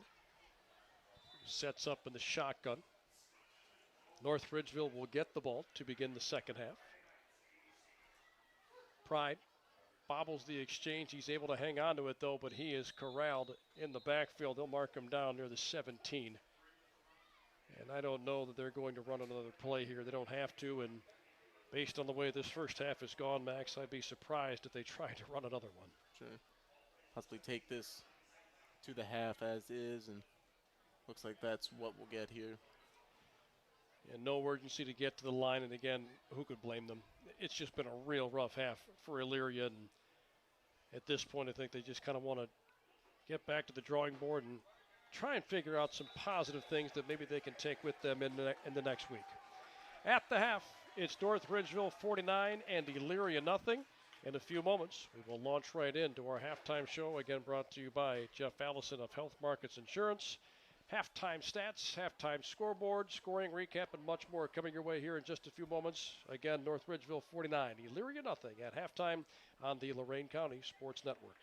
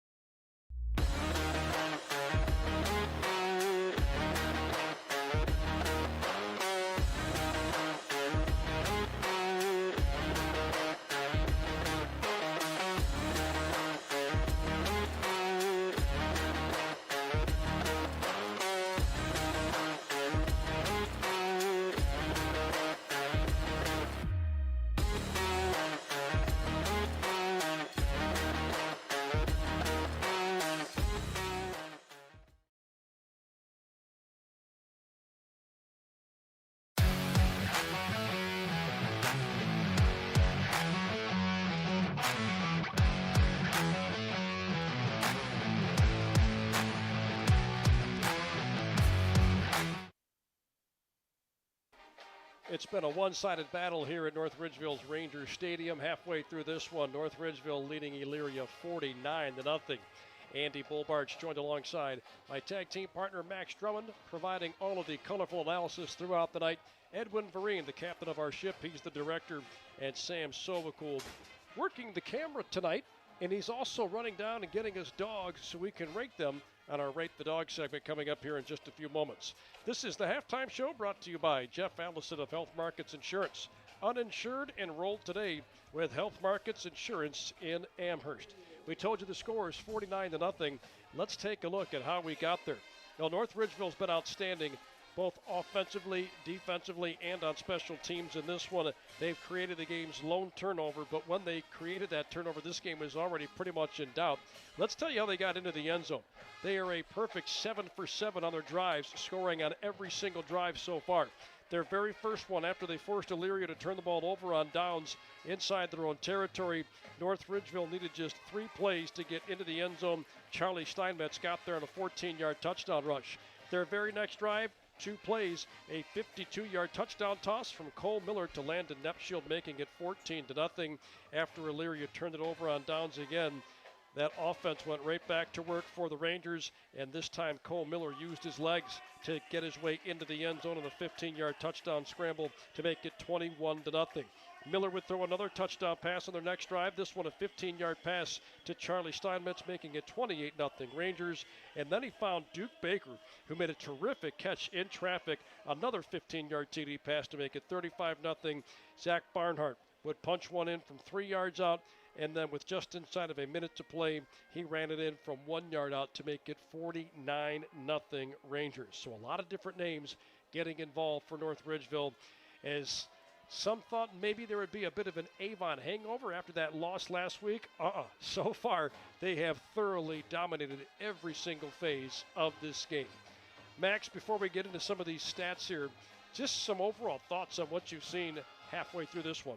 Well, in North Ridgeville, they are certainly a great program, not only a great team. They've obviously had a lot of carryover, and a lot of the guys that have been a part of this group now for a few years.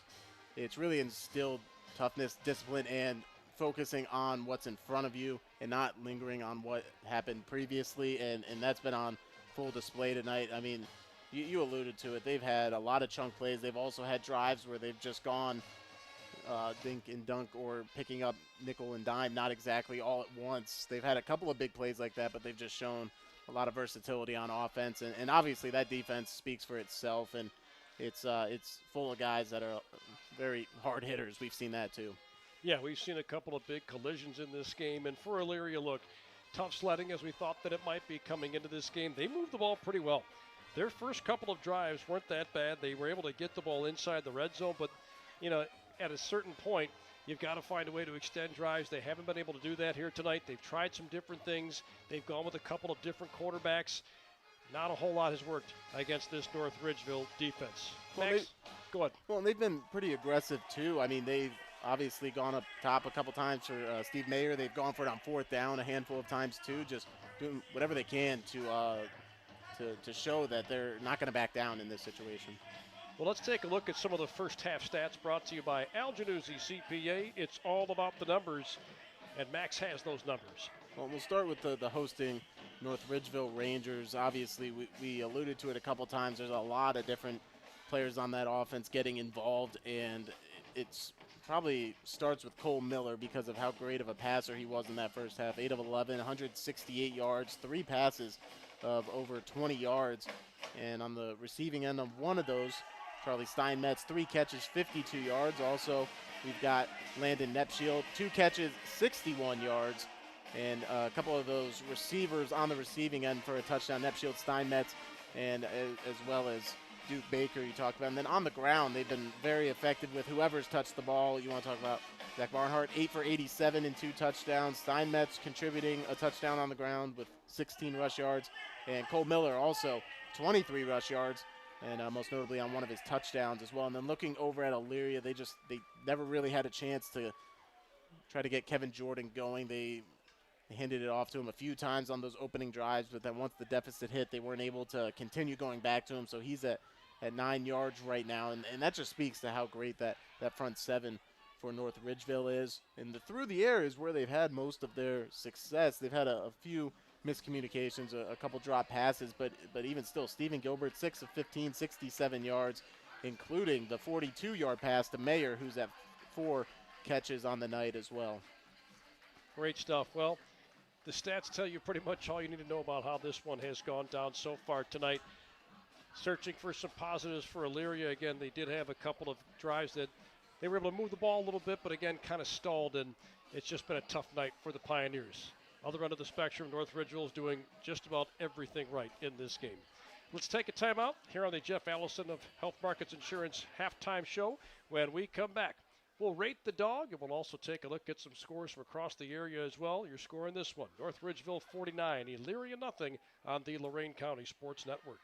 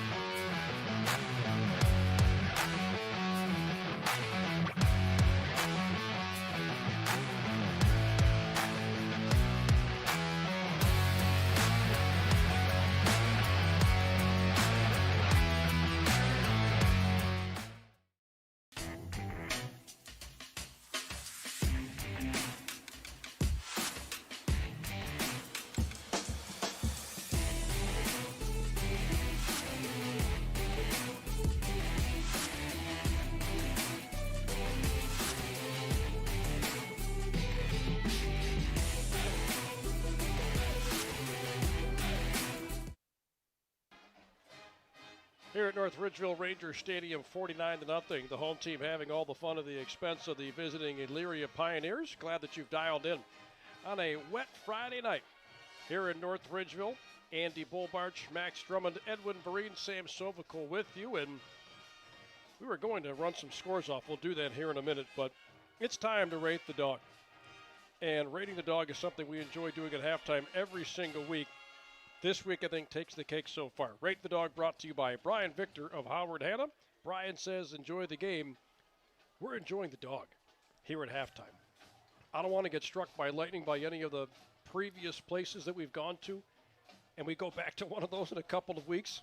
So I'll just duck as I'm walking up to the press box, but this is the best hot dog that we have had all season long. And it's a big, plump, juicy dog. The taste is out of this world. And Sam was telling us they're selling these things for $1 downstairs. That is an absolute steal. That's right. The value on this unreal, and it is going to be tough to top. I mean, maybe after hearing this, some of the other concession stands will react in sorts, but yeah, like you said, it's going to be hard to beat this one. Yeah, I think it's a 5. I mean, wow. It's not very often that we give out perfection when it comes to the hot dog score. Like I say, this is the best one we've had so far this year. I give it a 5.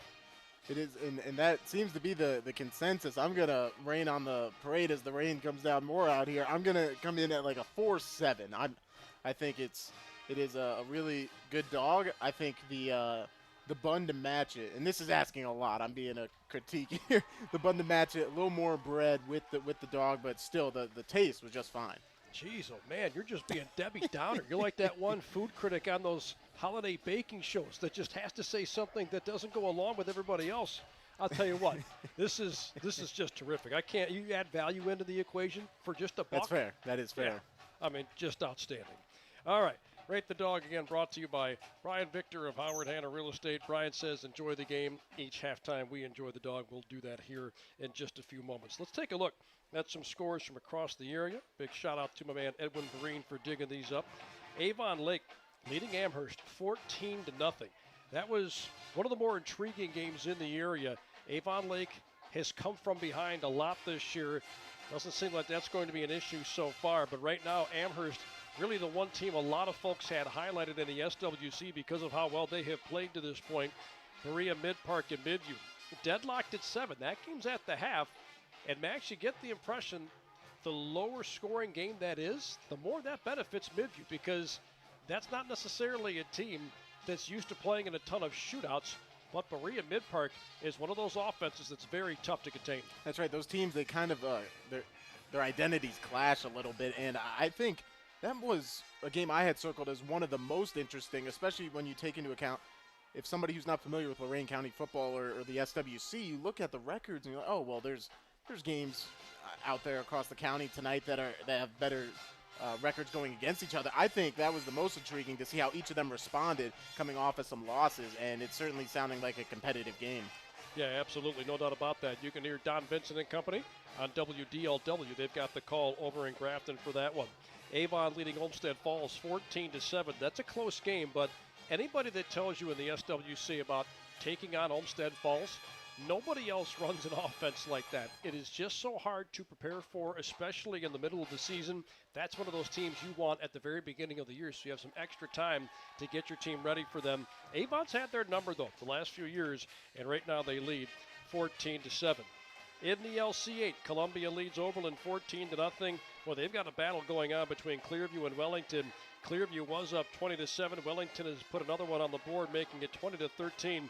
That's a very close contest. And Max, you were telling me during the pregame show, look, Wellington's played in a lot of very tight games so far this season. Well, they have a lot to like on the defensive side of the ball, including one of their linebackers being among the top tackle leaders in the state. So they're a very fierce group, and I've gotten a chance to see them up close a few times working with GT and in the WOBL crew. That is a tough program led by their head coach, Hal. So, I mean, you're going to have to bring your lunch pail, show up, and it's going to be a fight with them every week.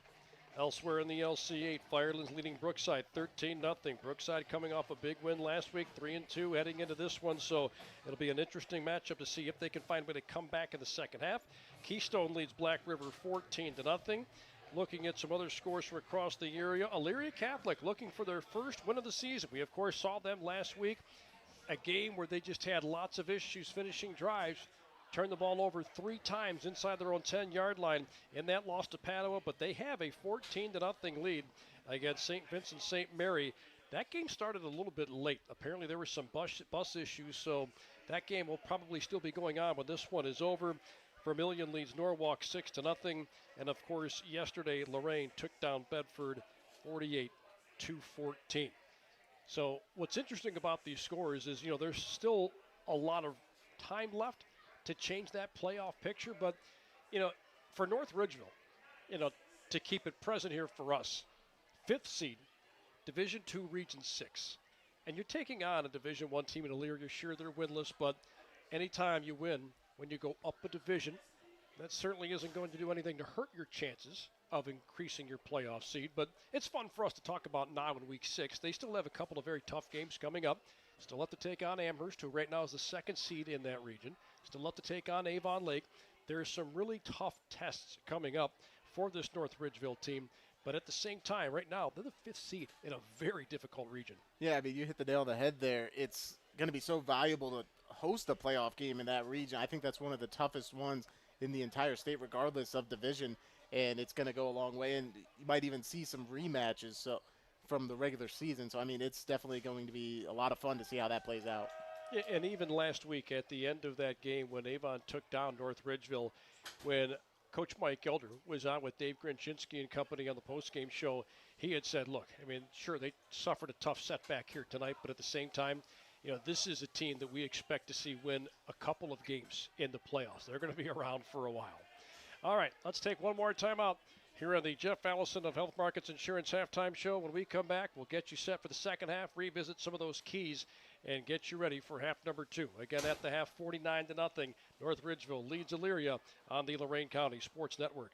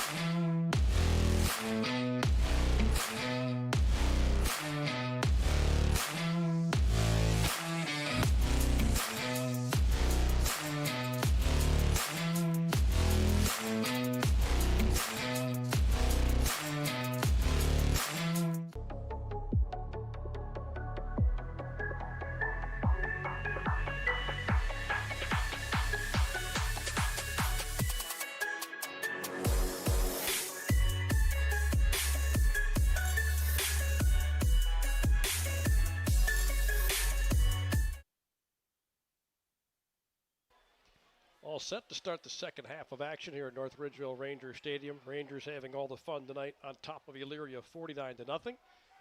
And Max, before we kick off the second half here, let's take a look at revisiting some of those keys from the opening half. Well, we talked about on the Elyria side how they need to win the turnover battle. They haven't been able to force any themselves, and obviously with a great offense you're going against, they're able to spread it out over the field. It's really hard to try to key in or try to double one guy and force the quarterback into a mistake, so that hasn't gone according to plan, and they've had some snap issues themselves. So we'll see if they can get those exchanges cleaned up a bit here in the third and fourth quarter. And then for North Ridgeville, we talked about it a few times. There has been no carryover, no lag, if you will, lag effect from a week ago. They've been really on point tonight, and they're going to have a few different guys get chances here in the second half to gain some much-needed reps for the remainder of conference play. Those will be crucial. Yeah, no question about that. Want to remind you that coming up when the game is over, we invite you to join us for the I-90 Nissan and Sheffield Village post-game show. When we're done recapping this one, we'll send you back to the studios of WOBL and WDLW. No Dave Krasinski tonight. It'll be Paul Williams and Maria Janasco updating you on the scores and talking to the game-winning coaches and players from all across the area.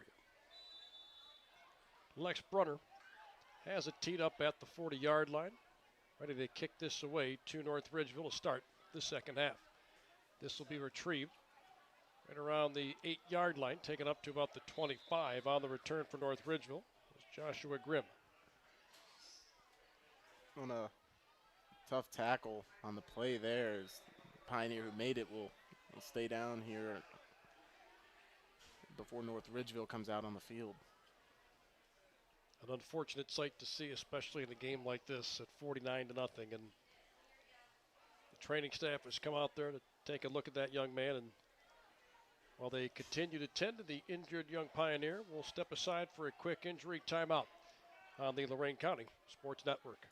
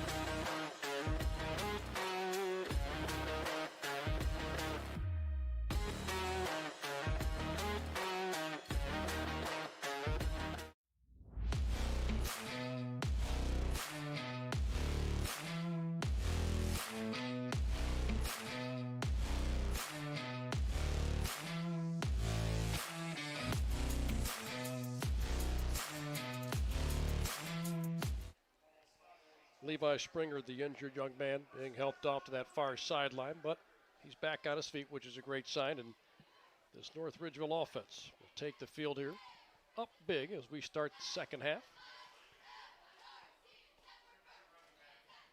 11:51 to go in the third quarter. Running clock should take effect here. There it goes. Our head referee, John Rock, says wind it. Watchorn, the quarterback. They'll give this one to Tavion Swain, left side up to about the 33. A handful of yards there for him on first down, and Max, that seems to be the MO for this offense. I mean, a 5-yard pickup doesn't seem like much, but they've been doing that almost every single play. Well, it's been very positive. From what I've been able to count, the only negative play came on a Charlie Steinmetz handoff, so not even one of the traditional running backs. And for Swain, it doesn't drop off when he goes in from Barnhart. I mean, he averages 7.5 yards a carry himself.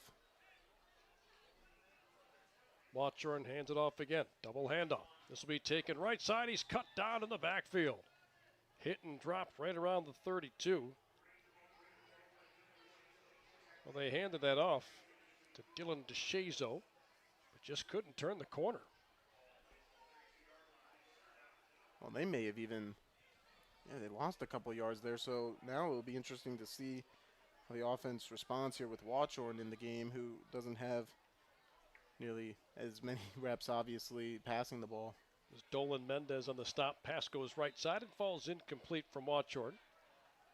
And North Ridgeville will have to punt for the first time tonight. And, of course, with the running clock in play here, you can take a few shots like that because it doesn't really hurt you. I mean, it's a 49-0 game. Elyria would have to get into the end zone a couple of times to take that running clock out of the equation. Sure. And for Watchorn, we saw at the end of last season a couple backup quarterbacks have to play for playoff teams, so it's all important to get him a chance to check that out. Finley Keller with the punt. The ball is bobbled by Elyria. It's picked up by North Ridgeville. Carson Manis breaks a tackle at the 15. He takes it in, but they're going to rule him down. It looks like there may have even been a fair catch in play. If I had to guess what the official saw there, it may have blown the play dead once the ball was possessed. So Carson Matis picked up the loose ball. And look, it's not pouring down rain, but it is raining a little bit, increasing the difficulty of that just a little bit. Ball security on nights like this, that's always going to be up in the air.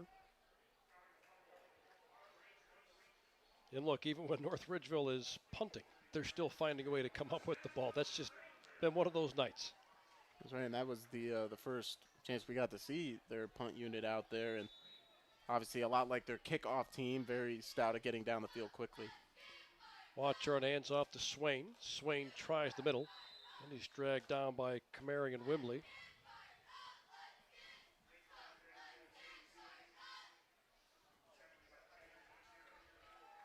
Well, and here, you mentioned that playoff teams last year had to rely on the guys that weren't listed as starters taking snaps. And, you get the impression that you can certainly work in some guys throughout the course of the night, too, in a decision like this.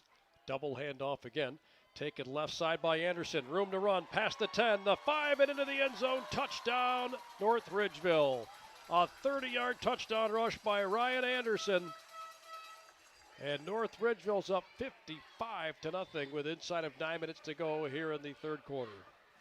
Well, and they tried a few times there in the second quarter to get Anderson in the end zone. Weren't able to finish it off with him, but right there he gets that touchdown after doing a lot of long runs in the first half there. And this one caps it off with 6.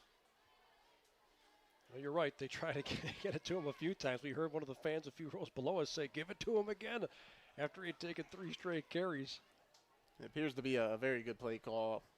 His speed is probably close to being unmatched on this team. DeShazo's extra point, good again. 56-0 in favor of North Ridgeville. Running clock in play here in the third quarter on the Lorain County Sports Network.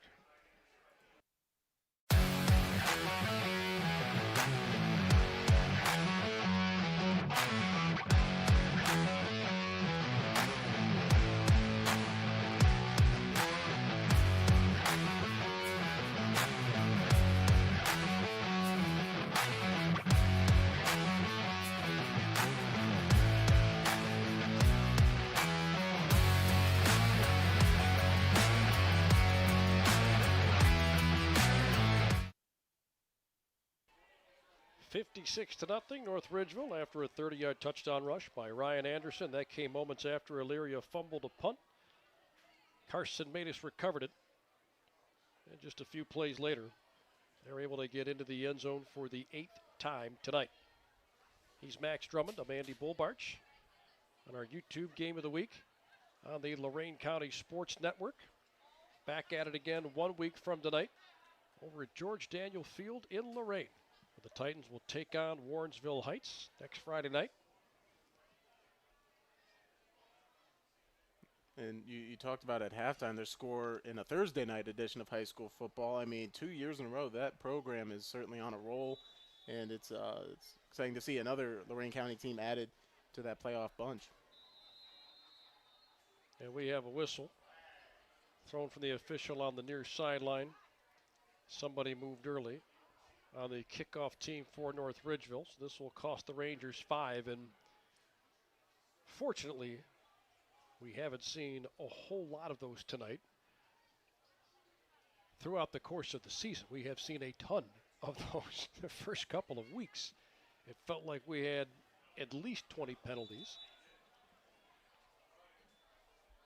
Now we're seeing on this one, Keller make sure everybody's in place as before he even returned to his kicking position. He while he was at the tee, made sure everybody was lined up right. Keller will race forward and kick it back to Elyria. A bit more air into this one than usual. This is picked up by Mayer at about the 15. Takes it past the 20. He's past the 30-yard line. Room to run. Down the far sideline. He's got a couple of men to beat. He spins off a tackle and finally goes down at the 32-yard line. Great kickoff return by Steve Mayer, one of the playmakers for Elyria, getting involved on special teams, and they've done a pretty good job of keeping those kickoffs away from him for the most part. Well, right there, Mayer, very heads-up play to get in front of that squib, as a couple of times recently at the end of the first half, they'd let them bounce a little bit further than they like. Right there, he makes a heads-up play, gets out in front of him. The senior flips the field in an instant. Elyria on the North Ridgeville side of the field for the first time in a very long time. They've just had a real tough time offensively getting things going. That first quarter they showed some promise, but it's been tough sledding since. Send this snap back from the 32. They'll give this one straight up the middle to Jordan. Jordan's able to push the pile up past the 30. And they'll get him inside the 25 to about the 24. Well, that's a perfect way to start the drive and reestablish Kevin Jordan, as he hadn't had the ball for quite some time. A lot longer than Pioneers fans would have liked, so good to see him getting back into the mix of things here. It's Antonio Pride still taking the snaps. It's been that way for a while for Elyria. He'll keep it himself. Room to run off the left edge. Turns the corner. He's inside the 20-yard line, and he's knocked out of bounds on the far side. So now this Elyria offense beginning to move. Keep in mind, they're still looking for their first few points in conference play. Well, that was quite a fierce end of the run there. Is he? No regard for his body. He's sold out there to try to get inside the 10. He didn't get there, but he gets inside that red zone. Shutout losses in the first 2 weeks of SWC action against Avon and Olmsted Falls. Trying to get into the end zone for the first time tonight. Pride grabs the snap. They give to Jordan. He takes it right up the middle. He's inside the 10-yard line, and he is corralled close to the 7. And even as the game has gone on here, North Ridgeville not afraid to send some extra pressure right there. Elyria able to guide their way around it and through it, and it sets it up now with a 2nd and short. Called 2nd down and 4. Jordan lined up off the left tip of Pride. Pride grabs the snap. They give to Jordan again. Tries the middle one more time. Able to get close to the 5-yard line. Looks like he had his legs taken out from underneath him. Still picks up a couple. It's 3rd down and short. Well, we've seen quite a bit of pull action on this drive from that offensive line of Elyria, but they didn't get around fast enough. I don't know if anybody could get around fast enough. It looked like Reese Winkle over there coming up from his linebacker spot, as you said, to take out the legs of Kevin Jordan. 3rd down and 2 from the 5. Pride looks left, throws left, caught by Mayer, makes one man miss, reaches out for the pylon on the far side. He got close, he got in, touchdown. Elyria scores their first touchdown and their first points in SWC play. Down 56-6 in this one with 4:15 to go in the 3rd quarter after a 5-yard touchdown pass from Antonio Pride to Steve Mayer. They've seen good success tonight on those screen passes, and right there being that close, they trust Mayer to go finish that play off, as he had a blocker essentially left in a one-on-one with the opposing corner. Good job fighting towards the front pylon there and finishing it off. Lex Brunner setting up for the extra point. Mayer, the holder, tossing that towel back. Snap goes back to him. He gets the hold down. Extra point has plenty of distance, and it is good. 56-7. North Ridgeville with the lead, but Elyria gets on the board for the first time tonight with 3:35 to play here in the third quarter on the Lorain County Sports Network.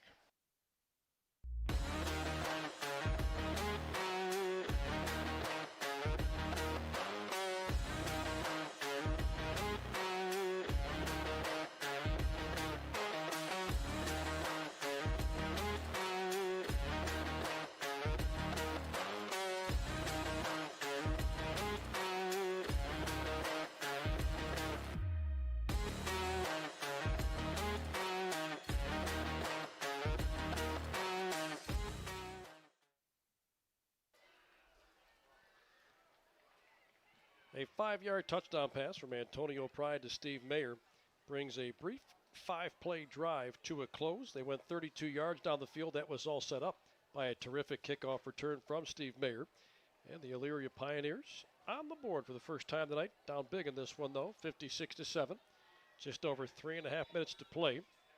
Lex Brunner has it teed up at the 40-yard line. Carter Clark back there along with Tavion Swain to receive this kickoff. A high kick, end over end. Clark will come up to about the 11-yard line to retrieve it. He's past the 20, out to the 25-yard line, gets past the 30, and he's rolled down right around the 35. So a nice kickoff return by the junior Carter Clark. And now, Max, you start to wonder how much longer will some of these starters stay in the game for the Rangers? Yeah, and whether it's been the starters or now the reserves, they've had great field position to work with either way. And we know with the way they filter in guys and give a lot of guys opportunities from the starters, even with this in, the Elyria defense going to have to cover a lot of the field here, as it does look like we'll get a few new numbers and names out there for North Ridgeville. Brendan Watchorn has been taking the snaps the last couple of drives. That was to be expected. He's in some trouble. He gets hit and dropped in the backfield. Well, that play looked busted from the get-go. Kyrie Anderson was able to tear him down for a big loss. So that one looked like they maybe tried to catch him by surprise coming out to open the drive with a play-action pass. And as you said, Anderson not fooled at all there. Good job bringing Watchorn down for the big loss. Roughly around 5 yards back from the original line of scrimmage. Well, you had mentioned some different numbers to take a look at, and we expected that at some point. They'll send a man in motion. They're going to give this one right side, taken past the 35 up to about the 38-yard line. That time, they put it in the paws of Riley Finnerty. And Finnerty, just a sophomore, getting the chance to be out there, so he's able to do some things they like in practice if he's able to jump over a couple juniors on that depth chart. And you never know when you're going to need this depth, right? And this Ridgeville program has been growing for a very long time. And they've been producing some pretty big numbers, and now they're at the point where they don't have many kids playing both ways because they just don't have to. Watchorn's pass goes right side, tipped into the air, and then did he catch that or no? Yes, he did. Somehow he hung on to that at the 48-yard line. What a grab. Oh, he took a licking and kept on ticking. Jaden Schaefer, great concentration. After that ball was batted into the air, he caught it, and then he took a huge shot at the end of the play, but he still hung on.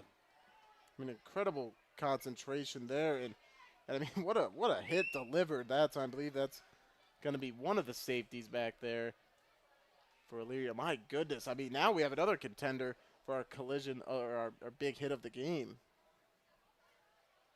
Inside of a minute to go here in the third quarter. Ball is on the turf, and it's recovered by North Ridgeville. An issue with the exchange.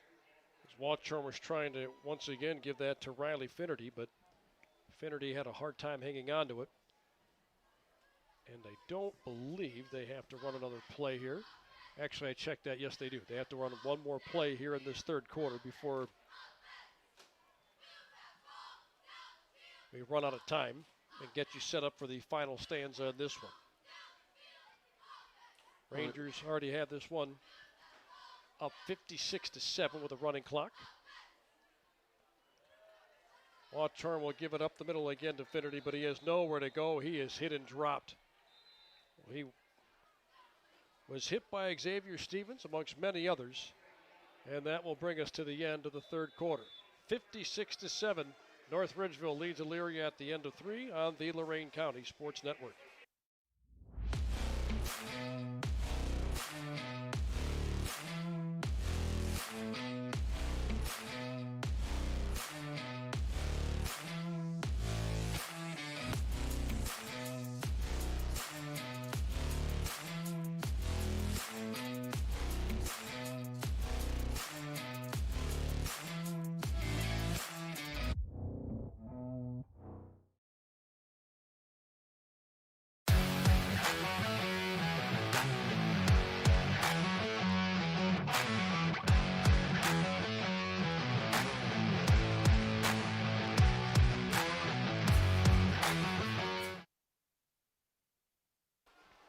Three down, 1 to go. All North Ridgeville in this one. Rangers 56, Elyria 7. He's Max Drummond, providing the colorful analysis all night long. The captain of our ship is Edwin Vereen. He's the director. Sam Sovacool working the camera tonight, and I'm Andy Bullbarch. Glad that you've made us a part of your Friday. A wet one here in North Ridgeville. We had rain on and off in the first half. It's been a bit steadier here in the second. About to begin the fourth quarter. Running clock in play, 3rd and 16 for North Ridgeville. Man in motion. Watchorn back to pass. Fires left side. The pass falls incomplete. Well, he was trying to complete that to the man in motion, which was Dylan DeShazo. And now we have some laundry on the field back around the Elyria 49. Well, it's a nice play set up there, using the motion man as a play action, and then turning to him in the flat. They just didn't have his head around in time and threw off the timing of the play there. And it would have been a tough ask to try to get all the 15, 16 yards back on that play. It was offensive pass interference on North Ridgeville. That's been declined because the result of the play was an incomplete pass setting up 4th and long. So North Ridgeville will set up to punt this away. Ja'Cory Bradley back deep inside his own 20-yard line. Finley Keller set to punt. He'll launch this one from his own 36. A high spiraling kick. What a punt. Bradley will wisely back off as that will bounce through the back of the end zone touchback. Conditions like this, I mean, he really let that sucker loose. What a punt. Yeah, I mean, in a normal situation where maybe wind isn't a factor and the rain coming down here moderately, I mean, you might think that'll get a good bounce and stay in the field of play. But like you said, he just hammered that one out there. With the wind at his back almost, it looked like. Yeah, he destroyed that punt. I mean, he crushed that. It's been one of those nights for North Ridgeville. I mean, just everything's going right. And we've mentioned it a couple of times before, but you just don't know how you're going to respond after taking one on the chin for the first time this season. They have responded unbelievably well. They really have, as they obviously throughout the season. Before Week 5, they had a couple shutouts pitched. They beat a couple of good teams, including Olmsted Falls, who's in a tight game with Avon. Antonio Pride, the quarterback again. They'll hand it off to Jordan. Jordan tries the middle. Doesn't have a whole lot of room to work with. He's able to get up to the 22-yard line.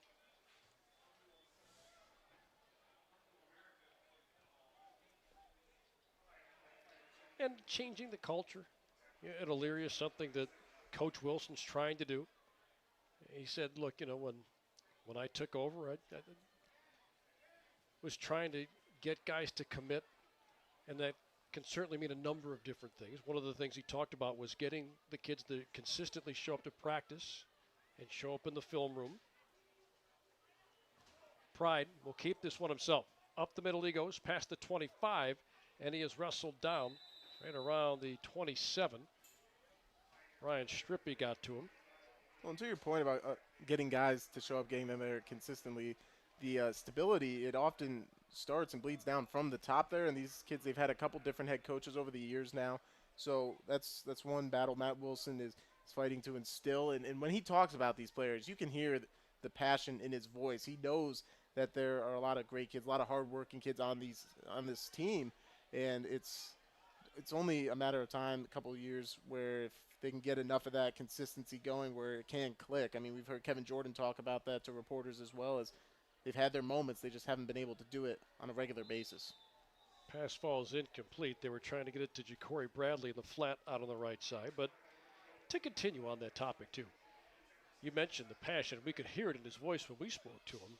The way he talked about some of these seniors, knowing that, look, I mean, the writing's on the wall here. You know this probably isn't going to be a season that you're going to be too crazy about. I mean, things haven't gone well, but you still have to show up. You still have to put in the work. And you might not really reap the benefits of that right away. But as a senior, if you show that leadership, the freshmen, the sophomores, the juniors, they feed off that. They see that. And that's something that certainly will have an effect many years down the road. He'll roll out far side to the right. Antonio Pridewell looking down the field, throws. This is caught right around the 40-yard line, and Ja'Cory Bradley will take it up to the 44. So they pick up a first down on 3rd down and long. And look, I mean, you could see it here too. It's not like they're rolling over and playing dead. They're finishing plays. They're still playing hard despite the fact that they're down big in this game. They really are, and a lot of those key leaders that we talked about are still out on that field, and they want to finish this game. And they know there's only a finite number of games here in Friday Night Lights, and it's a big deal to these guys.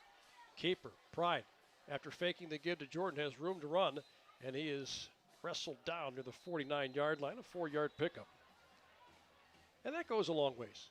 And again, it's a tough sell sometimes to a senior because they know, if they turn that corner, they won't be around to see it necessarily. But you can have an impact. Even if your class doesn't see the immediate benefit.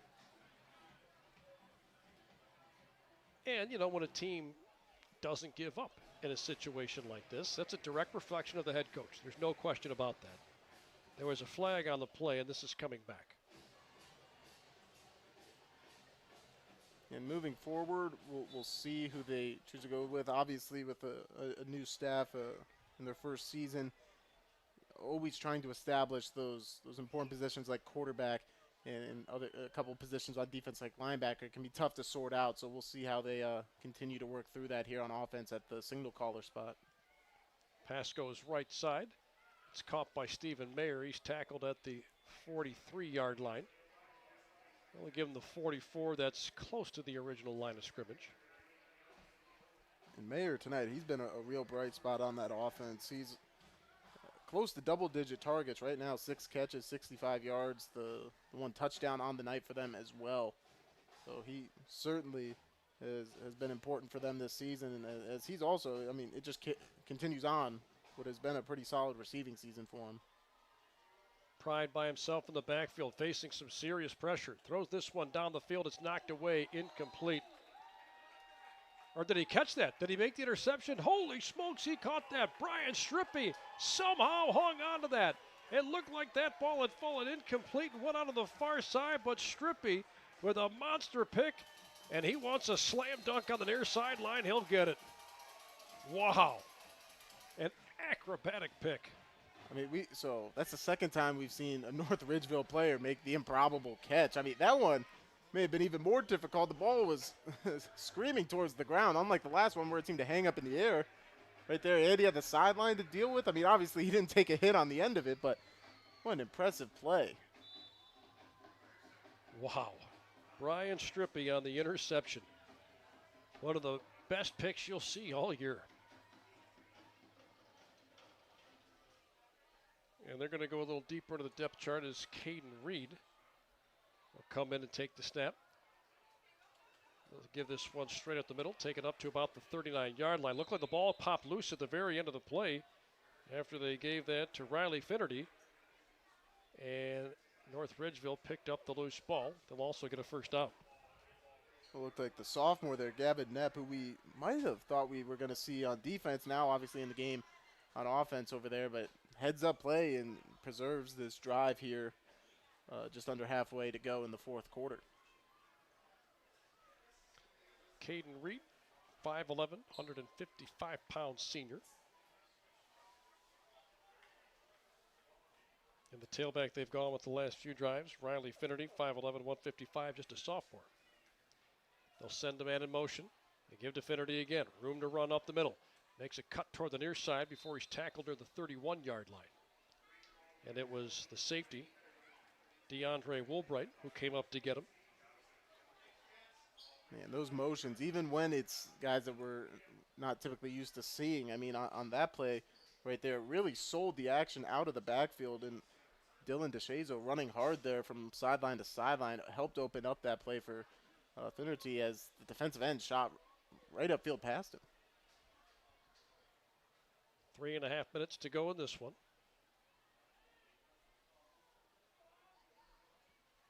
Caden Reed wants the snap as Elyria shows pressure. Dumps this one over the middle. It falls incomplete. Trying to get that to Omar Suleiman.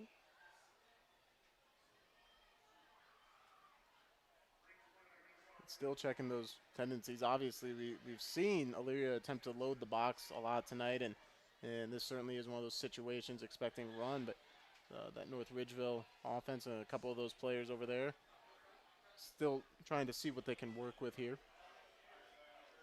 Couple of finals in the LC8. Firelands a 19-0 winner over Brookside, and an identical score. Keystone, 14-0 Keystone over Black River. My bad, Edwin. Yeah, so Firelands, they make it 2 in a row after a tough start to the season. Finnerty takes it to the near sideline, turns the corner before he's shoved out of bounds. And from here, it looks like he's got first down yardage. And we have an injured Pioneer down in the play, another one limping away from the play. So an official's timeout. We'll take one as well. 56-7, North Ridgeville leads Elyria, 2:27 to play on the Lorain County Sports Network.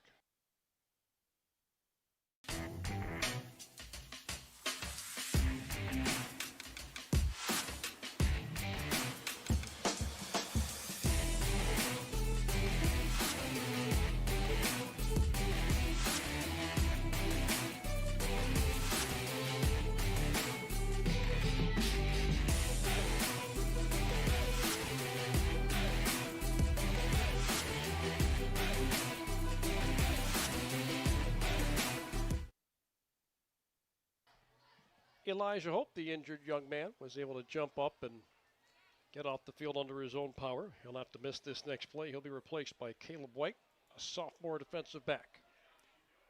First down and 10 from the Elyria 23.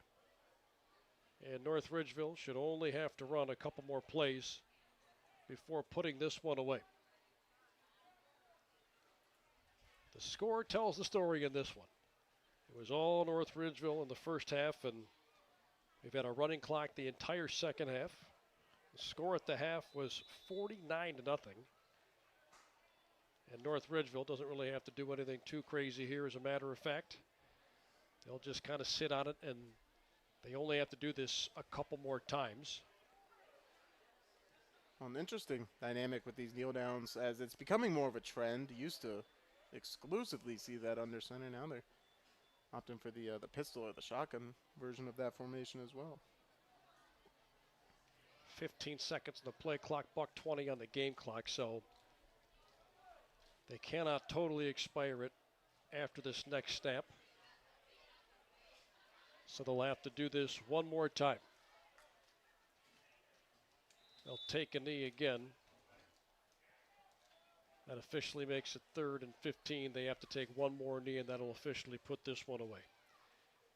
So North Ridgeville will cruise to a victory tonight, and that should certainly help wipe the taste of last week's loss out of their mouth. And for Elyria, look, I mean, it's another loss for sure. They go to 0-6, but they do score their first points of the season in conference play. And they showed flashes tonight. They were able to move the ball a little bit in the first half, and then thanks to a nice kickoff return by Steve Mayer, they were able to find the end zone as Mayer caught a 5-yard touchdown pass from Antonio Pride. There's the final snap of the game. That'll bring the last 20 seconds off the clock. Well, in just a moment, we'll get into the post-game show, Max, but, you know, this is what a lot of people expected to see here tonight, just out-and-out domination from North Ridgeville. You're right, and I mean, they lived up to their own expectations. Obviously, when they set out in practice, I mean, they play to a standard. They didn't play to that last week, and they certainly showed it off tonight. No question about it. Let's take a timeout. We'll come back with more on our post-game show brought to you by I-90 Nissan in Sheffield Village. Again, your final score, North Ridgeville 56, Elyria 7 on the Lorain County Sports Network.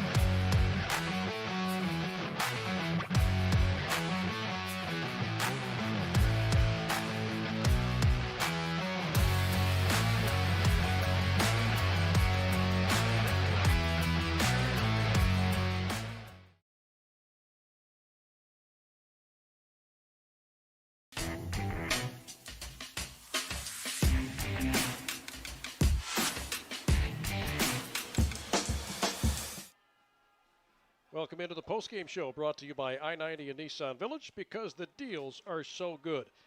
And tonight, the North Ridgeville Rangers were so good. A 56-7 win over Elyria. Andy Bullbarch, Max Drummond, Edwin Vereen, Sam Sovacool with you tonight. On a night where North Ridgeville did what a lot of people thought they might do. They just controlled from the very first snap, Max. You're right. I mean, their defense showed up in a big way after not playing as well as they would have liked last week. A lot of intensity, and then the offense completely returned to form. I mean, they're averaging 35 points a game heading into this game, and that's including only scoring 7 last week. So certainly a lot to be happy about on film tomorrow morning. Yeah, and I mean, I don't want to say they let off the gas, but you saw a lot of second and third string guys get into the game here in the second half where, sure, maybe they only scored 7 points, but they really kind of called off the Dogs to some degree. And it was a game where at the very beginning of this thing, when they forced Elyria to turn the ball over on downs, they needed just 3 plays to get into the end zone. Then they forced a 3-and-out, and then a 52-yard touchdown pass. Then they forced Elyria to turn the ball over on downs inside the red zone. It didn't matter because they would go 81 yards on 6 plays to get into the end zone again on a 15-yard touchdown rush by Cole Miller. At that point, you kind of saw what it might look like in this one. And it was Cole Miller, Cole Miller, Cole Miller. He had a lot of guys help him and get into the scoring party too, but Cole Miller really carved up the Elyria defense. Yeah, he really did. Showed off, and he hasn't had to do that a whole lot this season. They've been able to rely on the running game a lot, and that didn't necessarily change tonight, but he was able to show off a lot more of his skills and the talent of his arm that we don't always get to see every week. Quick scoring recap. Charlie Steinmetz with a first touchdown of the night, a 14-yard touchdown rush. Cole Miller found Landon Nepshield on a 52-yard strike to make it 14-0 North Ridgeville. Miller used his legs on a 15-yard touchdown dash to make it 21-0. Miller used his arm again. This time he hooked up with Charlie Steinmetz on a 15-yard touchdown pass. He threw another 15-yard scoring strike. This one to Duke Baker, who made a great catch in traffic to make it 35-0. Zach Barnhart would have touchdown rushes of 3 yards and 1 yard for the final 2 scores of the opening half to make it 49-0. And then Ryan Anderson, after an Elyria fumble on a punt, they had forced North Ridgeville to punt for the first time tonight. Then they fumbled the return. North Ridgeville recovered it. Ryan Anderson took it in from 30 yards out 2 plays later to make it 56-0. And then after a real nice kickoff return by Steve Mayer to set up Elyria at the North Ridgeville 32-yard line, 6 plays later, a 5-yard touchdown pass from Antonio Pride to Steve Mayer made it 56-7, and that was our final count in this one. Well, we have some awards to give away. The first one, I think, is pretty obvious. You know, when you're talking about the player of the game, it's hard to ignore Cole Miller, who orchestrated this offense, which operated to near perfection tonight, Max. He certainly did. Very efficient and just in complete control of the offense last season. There was a point where he was the starter, a point where he wasn't because of injury, and this is fully his team now, and you can really sense that in the way he plays. So congratulations to Cole Miller. He is our Zabo Apparel Company Player of the Game. Be game day ready all year long with Zabo Apparel Company. Take a look at the drive of the game, and There were some pretty quick ones for the most part in this one. Our drive of the game brought to you by Valley Chevrolet. Keep on driving with Valley Chevrolet in Wellington and Huron. I think, Max, it goes back to the 6-play, 81-yard drive when Elyria was taking the ball down the field, down 14-0. They turned it over on downs inside the red zone. Cole Miller and company took over, and it didn't take them long to go 81 yards on 6 plays. That particular drive was capped off at a 15-yard touchdown rush by Miller. That made it 21-0. And you kind of figured the running clock was going to be in play as soon as that happened. Well, and that was a point in the game where we hadn't seen them have to go the length of the field yet. They got some pretty good field position each of their first 2 scoring drives. So right there, that solidified they were ready to do it both from close and from going the length of the field. Lots of different candidates when it comes to our collision of the game, brought to you by Ernie's Auto Body. We mentioned a couple throughout the course of the game. Brian Strippy made a terrific interception at the end of the game. And then we saw a catch made at the end of the contest also, where the Elyria safety, Stephen Johnson, put a licking on one of the North Ridgeville receivers who still hung on to that pass somehow, some way.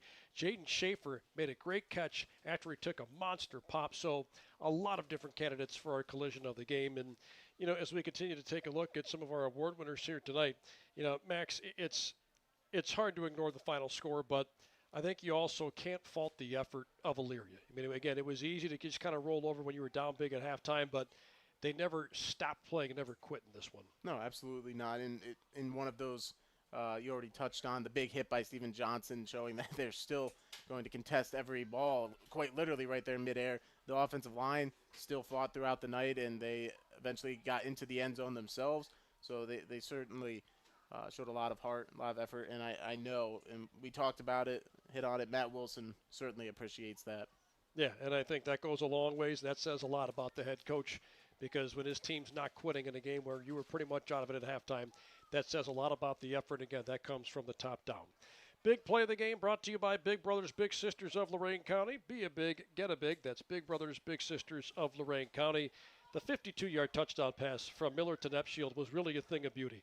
He took a shot deep down the field. They didn't have to take many of those, and he really hit him in stride. It was a beautiful pass.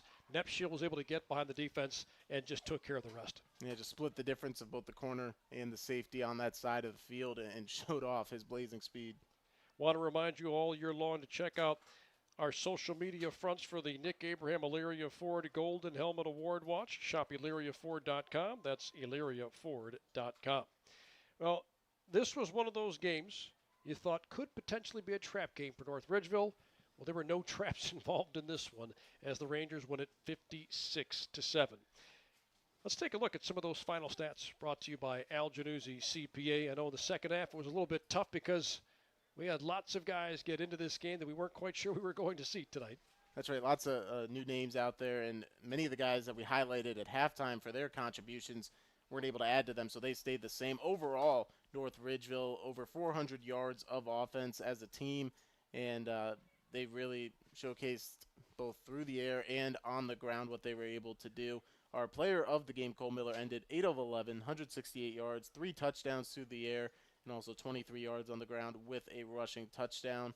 And on the other side, we saw Elyria really pick up their passing game as their most successful way of moving the ball, and that ended as a group. They were able to go 9 of 20, 97 yards, and, of course, Pride with the touchdown to Mayer. Great stuff. Well, before we get out of here tonight, I'd be remiss if I didn't give my tag team partner an opportunity to tell us where he's going to be tomorrow for the Junior LCA. Well, you can find us on YouTube right here. During the 3 o'clock hour, we'll get started, and we'll be out down in Wellington, who had a great game tonight against Clearview. So hopefully that field is in good shape for tomorrow. Oh, boy. Could be pretty muddy down there, so best of luck with that, my friend. I know the kids, the 5th and 6th graders, they are not going to mind a little extra mud, so that's good. That works out well. No, those were always the best games to play in, for sure. 56-7, North Ridgeville defeats Elyria tonight. Want to remind you that the Four Horsemen will be back in action next Friday night. We'll be at Lorraine's George Daniel Field as the Titans will take on a team that's still looking for their first win this season in Warrensville Heights. Pregame 6:30, kickoff at 7. You can see it right here on YouTube on the Lorain County Sports Network. Max, any final thoughts from you before we say thanks and say goodnight? Well, we're really seeing this season round into form. Can't believe we're already getting done with Week 6 here, so excited to keep moving forward here and look ahead a little bit to playoffs as well. It's been an exciting season. Can't wait to continue it on. Continues to take shape, no question about it. To find out more, we encourage all of you to tune in to the I-90 Nissan and Sheffield Village postgame show. Paul Williams and Maria Janasco are back at the Radio Ranch on WDLW and WOBL, talking to the game-winning coaches and players from tonight and giving you all of the scores as well. So make sure you dial that up on the drive home. That's going to wrap things up for us here at North Ridgeville's Ranger Stadium, where again North Ridgeville's a big winner over Elyria, 56-7.